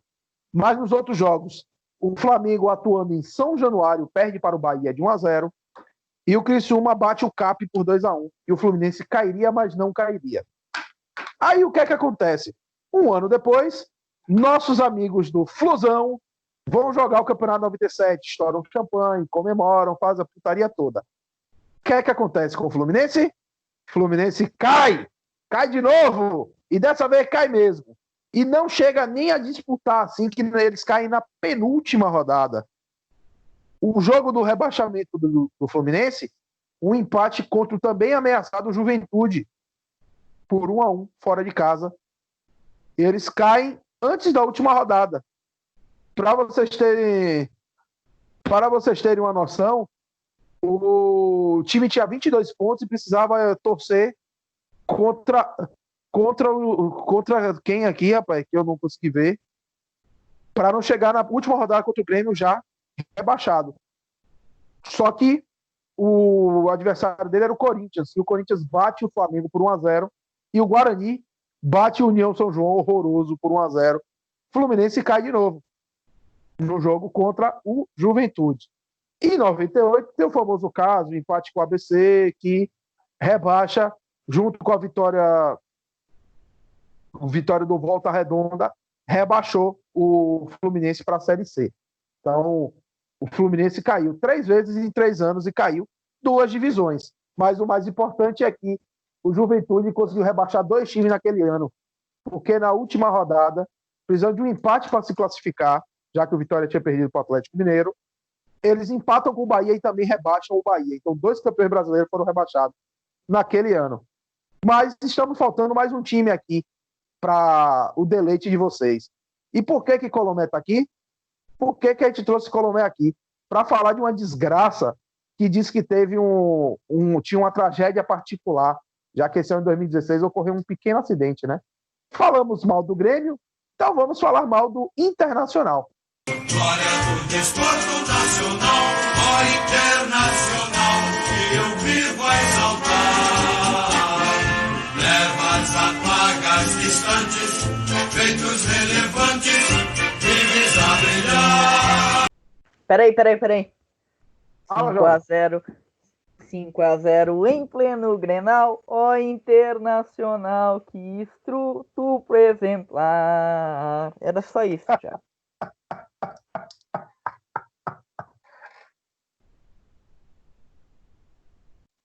Pode ir, Colomé. Ao contrário dos meus correligionários, eu vou tentar ter uma fala um pouco mais neutra, apesar de eu ser torcedor do Internacional. Mas, mesmo assim, o ano 2016 começou muito bem para o Inter, com um glorioso empate na Copa Disney, Copa Mickey, contra o Bayer Leverkusen. Tomou 2 gols do Chicharito Hernanes e 1 gol contra do Alan Costa. Talvez isso poderia já dizer como é que seria o time, né? Como é que seria todo o andamento do campeonato. O D'Alessandro acabou... Diga. Rapidinho. Vocês esperavam se salvar em um time que tinha Alan Costa na zaga, pelo amor de Deus, né? Pois é, o time chegou na semi da Libertadores com o cara na zaga, então a gente achou que tudo era possível, mas Logo a gente viu que o céu tem limite. Foi passando o tempo e mesmo com a saída do D'Alessandro não houve uma liderança técnica que assumiu realmente a responsabilidade. E mesmo assim, no Osmose, o Inter perdeu só um jogo e foi campeão gaúcho. Então, todos achavam que estava tudo certo, que as coisas iriam andar ao bel prazer, no automático. E tudo começou a ficar mais bonito ainda para o Internacional, porque foi líder por 2 rodadas após uma vitória contra o Galo, 2-0. Vitinho marcou naquele jogo ainda. E após essa vitória, Argel declarou que era importante focar em outros objetivos, pois o Colorado deveria ter os pezinhos no chão. Parece que no final das contas vamos descobrir que o chão realmente foi onde o Colorado foi parar e não era só os pés, era a cabeça inteira pela vergonha que o time passou. Com o andar da carruagem, o Inter começou a perder alguns jogos-chave, uma derrota 3-2 para o Botafogo em casa. O goleiro era o goleiro Jackson, um goleiro limitado, infelizmente, não tem muita capacidade para ser um atleta profissional de futebol. Talvez se matricular no Enem pode ser uma grande chance. E houve um grande fato, assim, que foi o vazamento de um áudio por parte de alguém, ex-amigo, amigo do Argel, falando que no Grenal o Inter passaria o trator dos caras. E isso foi usado para motivar o Grêmio de uma maneira absurda. Jogou muito bem aquele Grenal e venceu por 1-0, gol de Douglas Pança de Cadela. Após uma semana bem difícil, com alguns panos quentes, uma derrota por 1-0 fora de casa em Recife contra o Santa Cruz, gol de Queno, tirou o Argel do comando internacional. Foi demitido pela gestão Vitório Pífero, outro grande personagem desse ano. E logo depois veio Paulo Roberto Falcão, que todos sabem que é um cara muito inteligente, ídolo internacional, ídolo pela seleção brasileira, muito bom comentarista, mas já tinha tido uma passagem estranha em 2011, apesar de ter conseguido o último título profissional do Olímpico em cima do Grêmio e marcado a história dele marcado o nome dele na história internacional mais uma vez. E ele estreou com uma derrota por 1-0 em casa, gol de Eric contra o Palmeiras, que viria a ser o campeão daquele ano, né? Mais 4 jogos vieram, entre eles um 4-2 fora de casa contra o Cruzeiro, onde nosso ídolo, Rafael Sobis, ainda em 2020 posso dizer que Rafael Sobis é nosso ídolo, apesar dos pesares, tocou 3 gols na gente, fez um hat-trick, comemorou, saiu realmente feliz com tudo que aconteceu e ao final do jogo declarou que estava triste pela situação do clube e torcia pela recuperação, mas tinha que fazer o dele. Nada mais justo e muito compreensível. Mas após um empate estranho em 2-2 entre Internacional e Fluminense no Beira-Rio, já na virada do primeiro turno para o segundo, Paulo Roberto Falcão foi demitido. E aí o torcedor colorado, que já estava meio perdido, ficou definitivamente à deriva. E ninguém sabia o que ia acontecer. Eis que surge a SWAT Colorada. SWAT Colorada cheia de medalhões como dirigentes, no caso Fernando Carvalho, que viria também a falar muita besteira esse ano, trouxe um velho conhecido do Brasil inteiro, um treinador muito cautela, famoso refrigerante 2 litros, por assim dizer, Celso Roth. Celso Juarez Roth. O cara que nunca esperávamos que voltaria ao Internacional voltou, mesmo depois de tudo que aconteceu com o Mazembe, voltou para tentar salvar o Internacional. Detalhe, spoiler, não salvou porra nenhuma. Dificuldade de escalar Luiz Manuel Seiras, um venezuelano bem competente, não quis escalar ele de jeito nenhum. Trouxeram ainda Nico Lopes, que no dia da sua apresentação estava com uma cara que foi acordado às pressas para jogar pelo Internacional, um assuste, um assinte, foi tudo que aconteceu. A centroavância era comandada por Ariel Nahuelpan, um argentino de 2 metros de altura, careca, narigudo e que tem um pé tamanho 47. Sério mesmo, as chuteiras dele são produzidas sob medida por qualquer marca que ele pede. Esse jogador teve passagens pelo Barcelona de Guayaquil, naquela defesa do Marcelo Groy, e também pelo Coritiba no passado. E Celso Roth não conseguiu dar sua marca para a equipe colorada. O Inter só viria a vencer o Santos por 2-1, gol de peito do Ailon, depois uma sorte, gol de virada. E essa foi uma das poucas vitórias do Celso Roth nesse comando. E o pior de tudo foi que da 8ª até a 23ª rodada, o Internacional passou sem vencer. Muitas derrotas e pouquíssimos empates. E time que já brigava lá pela liderança despencou completamente para a briga pelo rebaixamento. A estreia do Celso Roth também já foi muito ruim. Martinúcio, um flop por todos os times que passou, exceto pelo Peñarol. 1-0 pela Chapecoense contra o Internacional na Arena Condá. Esse calvário contra a Chapecoense ainda persiste, por incrível que pareça. Depois de tudo isso, para fechar com chave de ouro a passagem do Celso Roth, nada mais nada menos que uma vitória do Vitória no Beira-Rio, com o gol de Canu, emprestado pelo Grêmio. Então, já tá vendo que tá tudo conspirando o Nacional tomar o Só gol. posso dar um detalhe nesse jogo? Estreia de Argel no comando do Vitória. Perfeito, ia trazer esse detalhe também. O Argel que havia sido demitido. E o Internacional empatou com a Ponte Preta, um concorrente direto na 33ª rodada. E esse foi o ponto final da passagem do Celso Roth pelo Internacional. E eu acredito sinceramente que seja o último jogo que ele teve alguma relação direta com o Internacional. A partir desse momento, já estava tudo bem encaminhado para o rebaixamento, mas ainda existiam aqueles, assim como eu, que gostariam que o time se salvasse. E eis que vem Lisca doido. Pega todo mundo de surpresa. Ninguém sabe o que dizer, ninguém sabe o que falar. Os primeiros comentários dele sobre o elenco são um pouco mais positivos, joga um pouco para a imprensa. E o primeiro jogo dele já é uma derrota contra o Corinthians fora, num pênalti ainda hoje muito debatido. Para mim foi pênalti, mas o Corinthians é o Corinthians, e a arbitragem hoje em dia a gente sabe como é. A partir daquele momento, o psicológico realmente desmoronou. Todos os outros jogos... Esse jogo foi na 36ª rodada, não foi? O Corinthians não. Na 34ª, por ali, então. Isso, 34ª. Sim. Sim, é isso mesmo. Vitória acho que vinha de empate ou de vitória, e aí foi bom também essa do Inter. Isso. No último suspiro, houve um jogo contra o Cruzeiro em que o Valdívia, aquele mesmo, o pouco pica, que joga mais videogame do que futebol, achou um gol e veio uma vitória por 1-0, que ainda deixava o Inter vivo no final das contas. Mas foi em Mesquita, no Julite Coutinho, um calor infernal, que o Internacional empatou com o Fluminense, saiu atrás, Danilo Fernandes pegou um pênalti ainda, deixou um tipo de esperança, mas mesmo assim o empate conseguiu rebaixar o Internacional.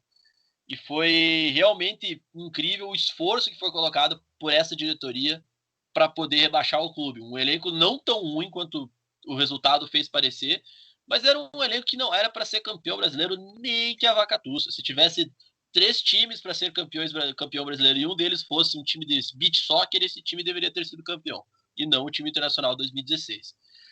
Para mostrar como houve uma grande derrocada, o Internacional empatou na sua estreia do campeonato, lá em 15 de maio de 2016, com a Chapecoense, né? De novo, esse calvário. A escalação do Internacional, uma escalação bem sólida nesse jogo. Alisson fez seu último jogo pelo Internacional, na meta. A defesa com William, Paulão Caveirão, que só sabe dar chute ou gol de bicicleta, Hernando, ou errando, e Arthur, Fabinho, Fernando Bob, Eduardo Sacha, Vitinho e Andrigo, ex-craque do Manchester United, e algum dia, algum seio do Football Manager. E no ataque, Aylan.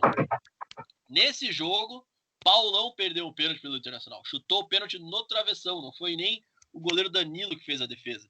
E aquela Chapecoense merece todas as honras para ser escalada aqui, porque a maioria deles, infelizmente, já não está mais entre nós. Danilo, Cláudio Vinck, Marcelo, Thiago, que depois seria expulso, e Denner, Gil, Josimar, Kleber Santana, Lucas Gomes, Bruno Rangel e Ananias. Foi um time muito guerreiro naquele jogo e que, apesar do pênalti perdido, não merecia ter saído com a vitória. A Chapecoense voltaria a ser bem importante nesse ano, porque infelizmente foi o ano da tragédia da Lamia, que foi realmente o momento onde caiu o avião da Chapecoense e tivemos inúmeras mortes, o time ficou em frangalhos, foi um momento horrível. É o momento de todos nós ignorarmos o futebol e sermos solidários, correto? Não para alguns colorados e principalmente não para Fernando Carvalho, um dos maiores dirigentes da história internacional. Deu uma das declarações mais infelizes que qualquer pessoa pode ter ouvido, dizendo que o Internacional estava compadecido da tragédia, mas tinha sua tragédia particular. comparando um possível rebaixamento com a morte de um time inteiro. Acho que tem uma pequena diferença, só para ser um pouco mais irônico, e conseguiu provocar uma revolta e focar todas as atenções negativamente no Internacional, algo que já não era necessário. Perdeu famoso momento, dá para dizer que ele perdeu a oportunidade de ficar calado. O Internacional fez por onde para ser rebaixado. Teve um aproveitamento de 11 pontos e 57 fora de casa. Conseguiu vencer só 2 times, o Santos e o São Paulo. Em casa, não venceu 9 jogos, empatou muitos jogos, e os poucos que venceu foram contra adversários que não eram adversários diretos. Adversários diretos como Vitória e Ponte Preta tiveram confrontos de bastante sucesso contra o Internacional nos 2 jogos. O Ponte Preta empatou os 2 jogos, Vitória venceu os 2 jogos. E esses clubes viriam a ficar à frente Internacional. Então, isso já mostra que o Inter fez de tudo para ser rebaixado. E o que aconteceu? O Internacional aceitou o rebaixamento de bom grado? Infelizmente, não. Giramos para uma nova página, e é uma página um pouco mais suja, infelizmente, da história do Inter. Depois de tudo isso acontecido, o Internacional achou que, por bem, deveria entrar no CAS e também na CBF com uma ação para rebaixar o Vitória ao invés de rebaixar o Colorado, porque o atleta Vitor Ramos teria sido transferido ilegalmente entre o Palmeiras e o Vitória, sendo que seus direitos pertenciam ao São Luís do México. Em tese, faria algum tipo de sentido. O que não fez sentido foi o pleito do Internacional ter chegado tão longe. Foi até o Tribunal Arbitral do Esporte. E o Tribunal Arbitral do Esporte, de maneira bem inteligente, disse que não só não tinha jurisprudência para julgar, como era incompetente para julgar a ação. Por isso, o caso foi arquivado logo de pronto, e a partir daí, o Inter aceitou que jogaria a segunda divisão. Como desgraça pouca é bobagem, nos documentos anexados haviam e-mails adulterados pelo ex-empresário do Vitor Ramos. Os e-mails foram adulterados não de má fé, foram adulterados de boa fé para tentar facilitar o entendimento dos dirigentes mexicanos. Só que o Internacional não sabia disso. E mesmo não sabendo disso, ele protocolou os documentos junto aos autos. E por isso o Internacional era responsável pelo que protocolou, como se fosse produção de provas falsas. Em 2017, o clube ainda seria julgado por falsidade ideológica. E as penas poderiam ser tanto uma pena pecuniária, pagar algum valor, como a exclusão do time da Série B, que já era um ano ruim, já era um ano nervoso para o clube, um ano bem conturbado. E qual seria a implicação maior do time ser excluído da Série B por uma falsificação de e-mail? Realmente seria absurdo. Poderíamos ter um Internacional hoje jogando Série D ou Série C, não estaria na posição que hoje está, uma posição teoricamente mais estável. E o final do julgamento foi que o ex-empresário do Vitor Ramos, Francisco Godoy, foi denunciado pelo Ministério Público do Rio de Janeiro por falsidade, por ter adulterado os e-mails. O Internacional foi multado em R$720 mil para serem pagos por causa de toda essa celeuma, toda essa disputa. E o Vitório Pífero, presidente à época em exercício, foi removido da presidência e afastado do futebol por 555 dias, além de pagar uma multa individual de R$90 mil. Então, assim, se existe um roteiro para ser rebaixado, má administração, jogos heróicos, muitas lesões, más declarações, antipatia do povo em geral, técnicos ruins e muitas demissões, podemos dizer que o Inter reinventou esse novo roteiro e não só foi rebaixado, mas foi rebaixado com honras. E foi um dos anos mais difíceis como Colorado que eu posso dar. É uma narrativa e uma coisa muito triste. Tenho certeza que, infelizmente, a parte de futebol, muita gente se divertiu, tirou proveito dessa situação. Mas fica aqui o relato de como o Internacional conseguiu ser excelente no seu rebaixamento, fez por onde, foi de maneira vergonhosa o pior ano da história do Esporte Clube Internacional, que tem mais de 100 anos de clube. Muito bem. Só uma coisa, Colomé. Eu dei uma olhada aqui, 34ª rodada, o Inter toma 1-0 do Palmeiras na Ananias Park. Eu acabei de olhar. Nessa mesma rodada, então o foi Vitória saiu da zona... na 35ª o jogo contra o Corinthians, provavelmente. Na 36ª, deixa eu olhar aqui.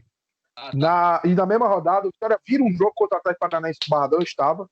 Esse foi um dos jogos que quase todo o torcedor Vitória fala que é um dos jogos mais emocionantes do Barradão. Eu vi gente chorando, comemorando. O Vitória faz 1-0 cedo com o Marinho, sempre ele. Toma a virada com 2 gols de Pablo. Empata com o David, que hoje está no Fortaleza. Alô, torcida do Zerão. Seu David aí, ó. E Marinho faz um dos gols mais bonitos que eu já vi na minha vida. Ele arranca, divide a bola com o zagueiro do Atlético, arranca e vem só Paulo André na frente dele. Ele dá um corte para dentro, com a perna esquerda, dá outro corte para fora, como se fosse bater de direita. Paulo André cai que nem uma jaca no chão e ele dá uma bomba de esquerda. Vitória vira o jogo, ganha. E aí, na 35ª, o Inter empata com a Ponte. Vitória perdeu para o Santos de 3-2. Inclusive, esse segundo gol deixou o Vitória fora da zona nos gols marcados, que Vitória e Inter estavam empatados em saldo. E na 36ª, o Inter jogaria só na segunda-feira contra o Corinthians, tomou 1-0. Já o Vitória jogou no domingo contra o Figueirense no Barradão. O Figueirense precisava ganhar para não cair.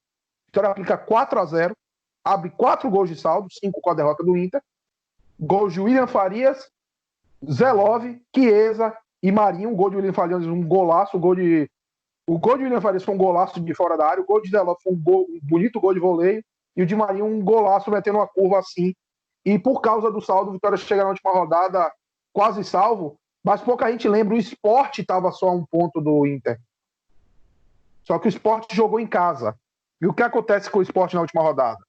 O Sport pegou o Figueirense já rebaixado, aplicou 2-0. O Vitória até perdeu, mas precisaria ou o Inter golear ou o Vitória ser goleado. Com o empate do Inter, o Inter foi rebaixado. Só que eu quero trazer um pouquinho de entretenimento aqui para você. Thiago, fale. Só vou fechar a escalação do Inter do dia do rebaixamento. Danilo Fernandes, William, Paulão, Hernando e Alex, aposentado, jogando improvisado na esquerda. Rodrigo Dourado, Anselmo, aquele ex-Sport, Valdívia, Anderson Oxigênio na Bolívia, se não tem outra coisa para dizer, eu odeio esse cara com todas as minhas forças. Anderson que morou vários anos na Inglaterra e não aprendeu a falar inglês. Exatamente, very good for me pray, medium and behind. Ele fala inglês pior que o Joel Santana. Vitinho e Nico Lopes. Realmente, fomos rebaixados pro Fluminense, e o Fluminense até sólido, querendo, sem mentira. Júlio César, não aquele, Wellington Silva, Iago Nogueira, Henrique e William Matheus. Richarlison, aquele, que tá no Everton, Edson, que jogou no Bahia, Douglas e Wellington Silva. Gustavo Scarpa e Henrique Dourado. Henrique pênalti. Depois foi pro Flamengo, né? Inclusive. Exatamente. Vale lembrar também que o Inter comemorou muito a vitória contra o Cruzeiro, porque o Vitória jogaria contra o Coritiba na segunda-feira. E o Vitória nunca tinha ganho do Coritiba no Couto. O que é que acontece? 1-0, gol de Marinho. Mas agora eu quero trazer um pouquinho de entretenimento a esse programa. Diga, Alberto. Thiago, só para complementar, eu tenho 2 lembranças do Inter de 2016 que eu vou falar bem rapidão. A primeira delas é o atacante Ariel, que errou a saída de bola no primeiro toque da bola dele contra a Ponte Preta no Moisés Lucarelli, se eu não me engano. Foi logo que tinha mudado a regra que não tinha mais o outro para passar. Aí ele passou para ele mesmo para frente e daí passou para trás em seguida. O que vai lembrar disso? Grande gênio. E a outra... Aí, Aconteceu, só para confirmar, não é mentira. Pode procurar esse vídeo que é Eu verdade. me lembro. Viu, Richard? Pera, eu espero o Richard. Não. É você falar, eu tô falando com ele. Pode terminar. A outra é o Gustavo Ferrares, que quando ele fez o gol de empate contra o Fluminense com o Inter sendo rebaixado, ele fez a tradicional comemoração da Panterinha, na qual ele começa a imitar o felino, enfim, nesse contexto um pouco desagradável.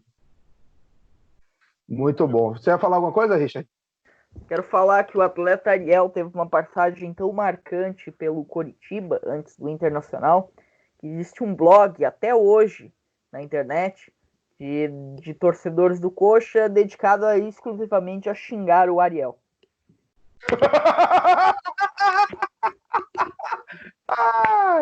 Ai. Mas vamos fazer a parte do entretenimento. Eu quero todo mundo abrindo os microfones para a gente comentar agora. A parte mais importante do programa nós vamos fazer um bate-bola desgraça rápida. Nós vamos fazer primeiro um Vascão e Botafogo desses rebaixados para decidir qual elenco era pior, o Grenal, e aí a gente vai ter uma final para decidir qual dos 4 era o pior. Votos de todos. Vamos começar com Vasco e Botafogo. Tá com o time do Vasco aí, Richard? Ô, Fala aí quem era o goleiro. Michel Alves. Michel Alves contra Jefferson. Eu voto em Michel Alves. Michel Alves, unânime vai ser.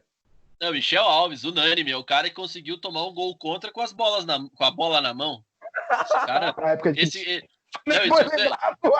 é horrível, isso é horrível. O cara tava no Criciúma, foi um 4-0 esse jogo.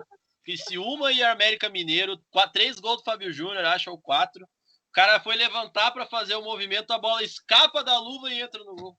Aquilo, assim, Lembrando que esse aquilo é Criciúma muito vergonhoso. subiu. Esse Criciúma subiu. Ainda teve isso.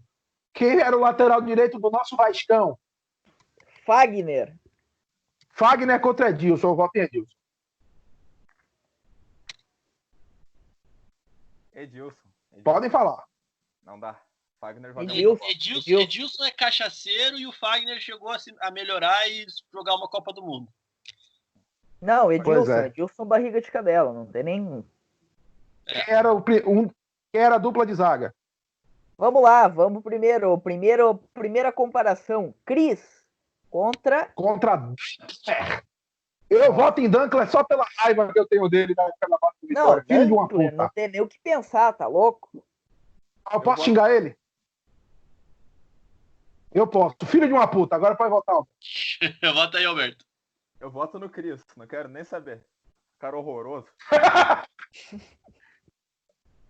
Como é? Eu sabia que meu rival ia votar no Cris pela passagem bizonha que ele teve pelo Grêmio. Mas é bom lembrar que o Cris foi alguma coisa na carreira. O cara empilhou título no Lyon e já foi convocado para a seleção. Então, infelizmente, o Dunkler é meu escolhido. Então, 2-1 Fogão. Quem era o outro zagueiro do Vascão? Luan. Contra André Bahia. Essa tem competição. Eu vou de André Bahia. Tem. Mas Luan também é uma desgraça. Alberto e Colomé podem falar. Eu até acho o Luan bom zagueiro. Eu voto no André Bahia com folga, assim, tranquilo. Já foi. Mas pode falar, Colomé. Eu quero ouvir sua voz também. Eu acho que eu vou de André Bahia mesmo. O Luan Então, já foi pro Santos agora e tá sólido. Lateral esquerda? Lateral esquerda do Vasco é o glorioso Yotun. Não. Eu vou falar por motivos de falta de profissionalismo, mas meu voto é em Yotun. Júnior César. Yotun ou Júnior César? Grande Yotun, só isso. Já tá votado o meu aí. Por enquanto, para mim, 3-2. Alberto, Colomé, podem falar. O Júnior César foi um lateral até decente. Teve algumas passagens boas apesar dessa, então eu voto no Yotun também. É a cara de Colomé de estudo. Então, pronto, 3-2 pro Fogão. Primeiro volante. Só quero dizer o seguinte: o Yotun é o cara que conseguiu furar em bola em 2 lances seguidos. Foi um jogo contra o Corinthians em Brasília. Tem esse vídeo, tem isso assistindo. Tadeu Schmidt falou várias vezes, o Mustela Putórios furo, que é isso, meu rapaz? Ele ficou perdido. Yotun é limitado. Yotun é complicado. Se o troféu do pior jogador brasileiro não fosse Lucas Mugni, seria Yoshimar Yotun. Só isso que eu quero dizer. Muito bom. Quem é o primeiro volante do Vasco? Abuda! Nossa! Ayrton ou Marcelo Matos? Só quero que vocês escolham qual dos dois vai entrar na fogueira. Ayrton, né? Ayrton. Vamos de Ayrton e Abuda. Passar dele no Vitória, mas vamos de Ayrton. Na verdade, vamos de Abuda, né? Pelo amor de Deus. Ai, meu Deus. Alguém discorda de Abuda? Abuda. Abuda. 3-3, tudo igual. Abuda. Certo. Gabriel ou quem? Wendel. Olha. Pelada por cima até, em vista das outras. Não, vista das outras, isso aí é Pelé contra Romário. Eu acho o Wendel pior, mas por eliminação, porque eu acho que o Gabriel é muito bom jogador. O Wendel. Eu concordo com o Alberto. Então, Wendel. Wendel. Vai ficar no Wendel. Todos no Wendel. Pode trocar Gabriel por Marcelo Matos, não só para botar Marcelo Matos nessa seleção. Gabriel não Não, merece. você tem carreira boa, Thiago, tá louco? Vamos lá. Não. Vamos lá. Pedro Quem ou Andreazzi, eu gosto de Pedro Quem. Não, Andreazzi. Apesar Não tem. de ser grande coisa, é um jogador útil. Andreazzi. Andreazzi. Não sei quem é, não sei quem é. Já é meu voto a favor de Pedro Quem aí. Eu voto no Andreazzi porque eu não sei quem ele é. Então, Exatamente. é vantagem. Nome do meio campo. E o segundo nome do meio-campo, Bernardo Chupetinha ou Você tem duas escolhas aqui. Carlos Alberto ou GG. Eu vou botar GG na buba. Carlos Alberto, apesar de tudo. Chupeta Não. ou GG? eu vou de Bernardo Chupetinha, não tem nem o que. Porra. Eu vou ser diferente. Eu vou de Só pelo apelido. Bernardo Chupetinha. Isso é nome de cara que trabalha na chapeação, cara. Não tem condição. Mas, pra quem não sabe, google.com.br responde. Eu vou de GG só para não ser unanimidade esse aqui. Alberto, vai na chupetinha. Eu acho o GG pior. Bota os dois. E agora? Não. Primeiro- Vamos. Tá aí, agora vamos. GG ganhou, né? E vamos ao ataque. O ataque André Balada ou Yuri Mamute! tem nem- Não tem escolha. Yuri Mamute. Não tem nem. Detalhe que o outro ataque aqui pode ser Emerson Sheik ou Jobson, mas eu não vou botar nenhum nem outro. Eu vou botar que pode ser o reserva de Mamute. Quem é o último do Vascão aí? Edmilson. Versus Tanque Ferreira. Tanque Ferreira é aquele que escorregou contra o Atlético? Uhum. Eu boto Esse nele mesmo. da puta, deu uma Eu Libertadores. botei também, por isso que eu botei ele. Grande Tanque. Agora vamos do Grenal. Meu voto é qualquer coisa, só pra avisar. Meu voto é qualquer coisa. É tão ruim o time que não tem condição. Pois é. Vamos trazer o Grenal da desgraça para fazer a grande desgraça não. Vamos começar. Goleiro do Grêmio. Tavarelli. Goleiro do Inter. Cara, Danilo Fernandes. Vou pegar o último jogo. Danilo Fernandes. Então Tavarelli, não tem nem o que votar. Bota o Tavarelli. Tavarelli. Lateral direita do Grêmio. George Lucas. Ué, eu pensei que ele tava em Star Wars. Não. Você tá desatualizado, Thiagão. A Disney comprou faz tempo. Tá na Disney, porra. E o lateral direito do nosso glorioso Internacional. William, hoje no Wolfsburg. Porra. Não tem nem Jorge Lucas. Jorjão. Quem dá dupla 36? A gente vai de Bilica por primeiro, Capone atrás. Quem do Internacional? Capone atrás.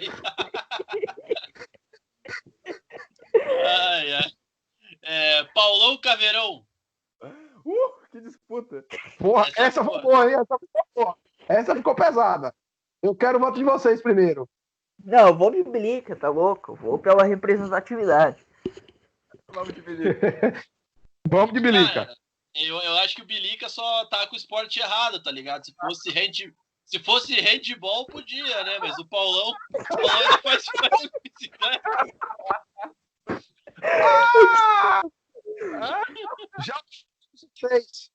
Já botamos o 3 aí. Cadê o 6? Quem é o 6? Capone. Capone. Contra Capone. Capone lateral esquerdo? Não se lembrava dessa? Alex. É o outro. Não, é 36. Não, o zagueiro é... Zagueiro Hernando. Hernando ou Errando. No Bahia? É esse mesmo. Eu vou votar em Hernando só por motivos que eu acho ele horrível mesmo, mas qualquer um dos dois aí é uma carniça. Cara, eu vou de Capone, velho. Tem que ter uma dupla entrosada no sistema defensivo. Entrosamento. Exatamente. Eu vou ter que votar no... Eu vou ter que votar no Capone também, porque o Hernando nos anos do Goiás ali foi bem confiável. Gostava muito dele no Goiás. E para fechar a lateral esquerda, vamos fechar nossa defesa. Quem era o lateral esquerdo do nosso Grêmio? Como o Grêmio jogava com alas no futebol moderno, a gente pode improvisar ou o Balói, que seria um outro zagueiro, ou o Michel Bastos. O que a gente faz? Por favor, Balão. Pior, né? Contra quem? Pois é, atenção é só carniça. O Balói contra... Cara, é uma injustiça colocar o Alex pelo último jogo, então eu vou colocar outro jogador tão ruim quanto Arthur, que passou pelo Vitória. Horroroso. Eu vou votar em Arthur, mas não é só por isso, não, é porque Balão jogou Copa. Também, mas o Cara, Arthur era horroroso. Arthur é horrível. Sou obrigado aí de Balói. E aí, Eu vou de Arthur. Acho que o Balói, ele teve seu momento em algum... Talvez no Panamá, sei lá. Mas... É que o Arthur é mais recente. Eu tô com ele no fixo aqui. Arthur, finalmente o Inter entra. Camisa 5. Cocito. Olha só, essa eu vou ter que dar o braço a torcer. Cocito contra o estudante de medicina Rodrigo Dourado, que ainda não conseguiu grandes coisas na vida dele. Então, Cocito, por enquanto, é o melhor jogador. Tem que votar no Dourado. Eu acho que Cocito é o melhor lutador. Só por isso aí ele ganha. Vou votar em Rodrigo Gold. Rodrigo Gold, Dourado. Rodrigo Dourado. Unânime. Então, Dourado. Rodrigo. E o outro volante. Agora vai um bom nome. Felipe Melo. Anselmo. Contra? Anselmo. Não, Anselmo, né? É unanimidade. Anselmo. Felipe Melo ainda bate o Uruguai. Pois é. Esse é o maluco que tá jogando futebol da Arábia Saudita? Exatamente. Já sei quem é. Voto com carinho, então. Já temos o 5, já temos o 8. Quem é o 7? Bruno Soneca, o novo Ronaldinho. Ele contra quem, Colomé? Valdívia pouco pica. Disputa tá boa. Obrigado. Então vou votar em Bruno. Puta que pariu. Não, eu vou votar no Bruno também, porque o Valdívia é muito resenha, é gente boa. E o Valdívia chegou aí pra seleção. O Bruno não sei quem é, irmão. Não tem o que fazer. Cara, eu vou votar no Valdívia. Eu vou votar no Valdívia porque ele tá jogando aqui no Avaí, velho. Ele só tá fazendo raiva e dando cu. Pelo amor de Deus, o cara não consegue jogar no Campeonato Catarinense. Vai a merda. E você, Alberto? Eu vou de Bruno porque enquanto ele tava dormindo, Valdívia tava na night. Valdívia é muito mais resenha. Vou bater nele. Boa. E o craque camisa 10, quem vai ser? Nosso camisa 10 é o Marcelinho. Jogou no São Caetano depois. Menino novo, promissor. Fez 2 gols no ano. Craque. Ficou só na promessa. E o nosso do Inter? Anderson. Anderson. Anderson. Unanimidade, Anderson. Não tem nem o que pensar, eu acho. Vou pensar aí. Anderson, aquele cara cheio de pulmão, cheio de energia. Meu sabe Deus falar do um céu. dois. E agora, o nosso segundo atacante, quem vai ser? Cláudio Pitbull. Que foi... Contra? 4 gols naquele Brasileirão. Caralho, tudo isso? Né? Contra o Vitinho. Que jogou muito também. E agora, José? Cláudio Pitbull. Eu vou... pois é. Colomé? Olha, eu gosto... Tá, beleza, tirei foto com o Vitinho, tem no meu Instagram, pode odiar. Mas eu vou votar nele porque eu achei que ele foi muito perna. Ele jogou muito mal, mesmo que ele esteja no Flamengo agora. E Cláudio Pitbull tem um nome pitoresco, então, pra mim, eu vou ter que votar no Vitinho. Você, Colomé? Eu votei no Vitinho pra segundo atacante. Não, Colombo. Eu voto no Vitinho também. Acho que o Pitbull foi um dos poucos que se salvou. Mas apesar de tudo, acho que ele saiu meio por baixo, assim. O Pitbull conseguiu ficar um pouco mais identificado ainda. Então eu voto no... Pois é, eu ia votar em Pitbull, porque pra mim Pitbull só existe um, chama-se Wanderson. Mas eu vou ficar com o Vitinho pra não ter empate. E nosso último jogador de linha, Colomé? Nico Lopes, da Sono. Contra? Christian. Nico Lopes.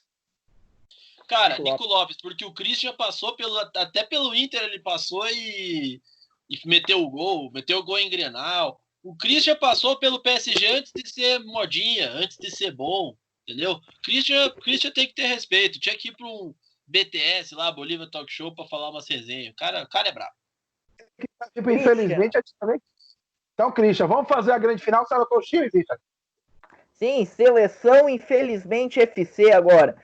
Meu Deus. É o Vamos momento. lá. Quem tá no gol? Eu puxo. Quem é no gol? Michel Alves versus Tavarelli. Eu voto em Michel Alves. Eu já tô rindo. Eu vou bater em Tavarelli. Grande goleiro. É Michel Alves, filho da puta. Pelo Juventude ele pegava tudo. Merece. Apesar de tudo, acompanho no Michel Alves. Michel Alves. Vamos lá, agora lateral uma disputa de peso. Edilson Barriga de Cadela versus Jorge Lucas. Eu voto no Edilson. Eu voto em Star Wars. Eu voto no Jorge Lucas também, porque o Edilson, em alguns momentos da carreira, ele jogou muito bem, inclusive no Grêmio. O Jorge Lucas, ninguém sabe quem é. Só quero dizer que o grande momento do Jorge Lucas provavelmente foi jogar no Celta de Vigo, na Espanha, que diz muito. Então, meu voto é Jorge Lucas. Jorge Lucas. Agora vamos à zaga. Sistema defensivo. Dunkley versus Bilica. Bilica, não tem outra. Eu devia votar em Bilica, mas eu vou votar em Dunkley só pela força do ódio. O jogador Fábio Bilica, ele teve passagem por seleção de base, teve convocações do Vanderlei Luxemburgo, e agora tem o meu voto, Fábio Bilica. Minha cara, antes de você votar, foi Bilica que jogou naquele grande Ancona que a gente fez o programa, né? Foi ele mesmo, grande homem. Agora vamos lá, eu voto no Fábio Bilica, não tem nem o que falar. E vamos lá. Vamos lá. E agora, Capone versus André Bahia. Eu voto no Capone. Eu quero manter o entrosamento nesse sistema defensivo, velho. Capone. Eu quero entrosamento 10, link verde. Bota Capone.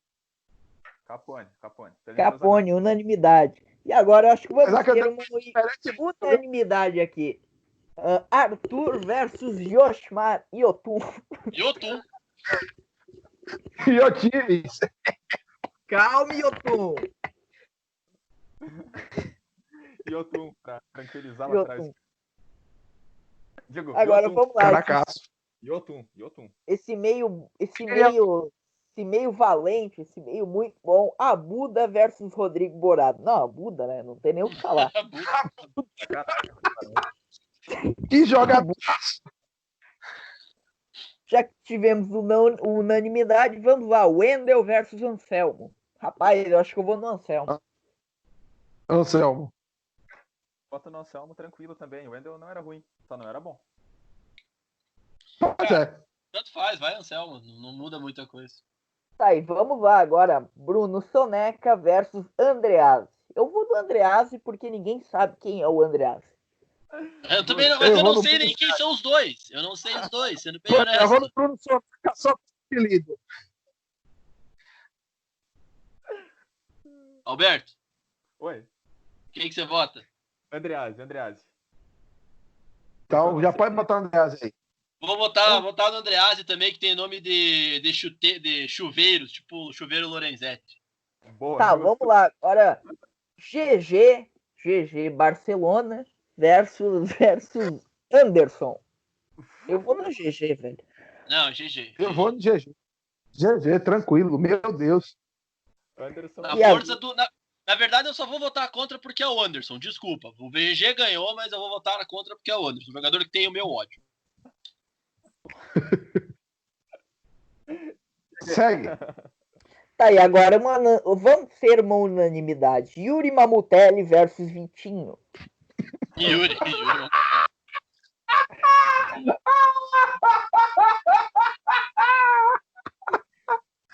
Ah, meu Deus. Já pode botar Mamute Boy. Tá, e agora vamos pra fechar um atacante gringo ruim com Tanque Ferreira versus Nico Lopes. Eu vou pelo Tanque Ferreira, velho. Não tem nem o que pensar. Eu vou no tanque. Vou no tanque. Tanque Ferreira. Então faltou os treinadores, né? A gente podia trazer os treinadores aí.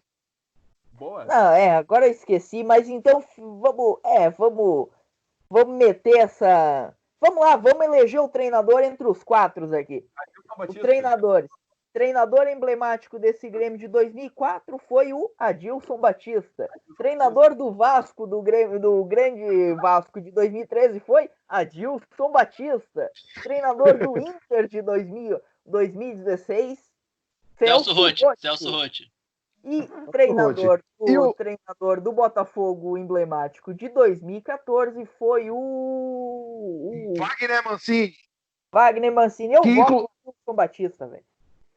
Eu devia votar em Adilson Batista também, mas eu tenho um ódio tão mortal de Wagner Mancini que meu voto vai nele.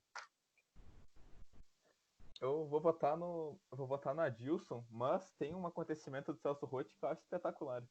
É num treino do Vasco que ele tá muito puto e xingando todo mundo. E dele falar de tática, ninguém entende porra nenhuma. Aí ele fala com alguém, eu não vou lembrar agora o jogador. Tipo, sabe do que eu tô falando? E o cara responde, eu sabo. É verdade! Não sei o que, sabo, puta que pariu, sabo! Porra! É muito verdade, cara. Agora pra fechar. Eu acho que sei quem é o cara, acho que era o William Barbio. E eu vou votar no Adilson Batista também. Tá, então tivemos aqui a selefa com Michel Alves no gol. Lateral direita com Jorge Lucas. A zaga muito entrosada com Bilica e Capone. E na lateral esquerda, Yotun. Calme Yotun. No meio de campo, Abuda, Anselmo, Andreas e GG. E no ataque, Yuri Mamute e Tanque Ferreira. Todos treinados por ele, o mago da tática, Adilson Batista. Time bom, ia bater até o recorde do América de Natal. Mas, galera, foi isso. Lembre-se sempre de seguir todos nós e o Infelizmente nas suas redes sociais favoritas. Estamos no Twitter e no Instagram. Alguns aqui não estão no Twitter, mas todos estão no Instagram. Segue a gente também na sua plataforma de streaming favorita, Google Podcasts, Anchor, Spotify, Apple Podcasts, qualquer um desses. E lembre-se sempre, infelizmente, FC, o pior time é o seu.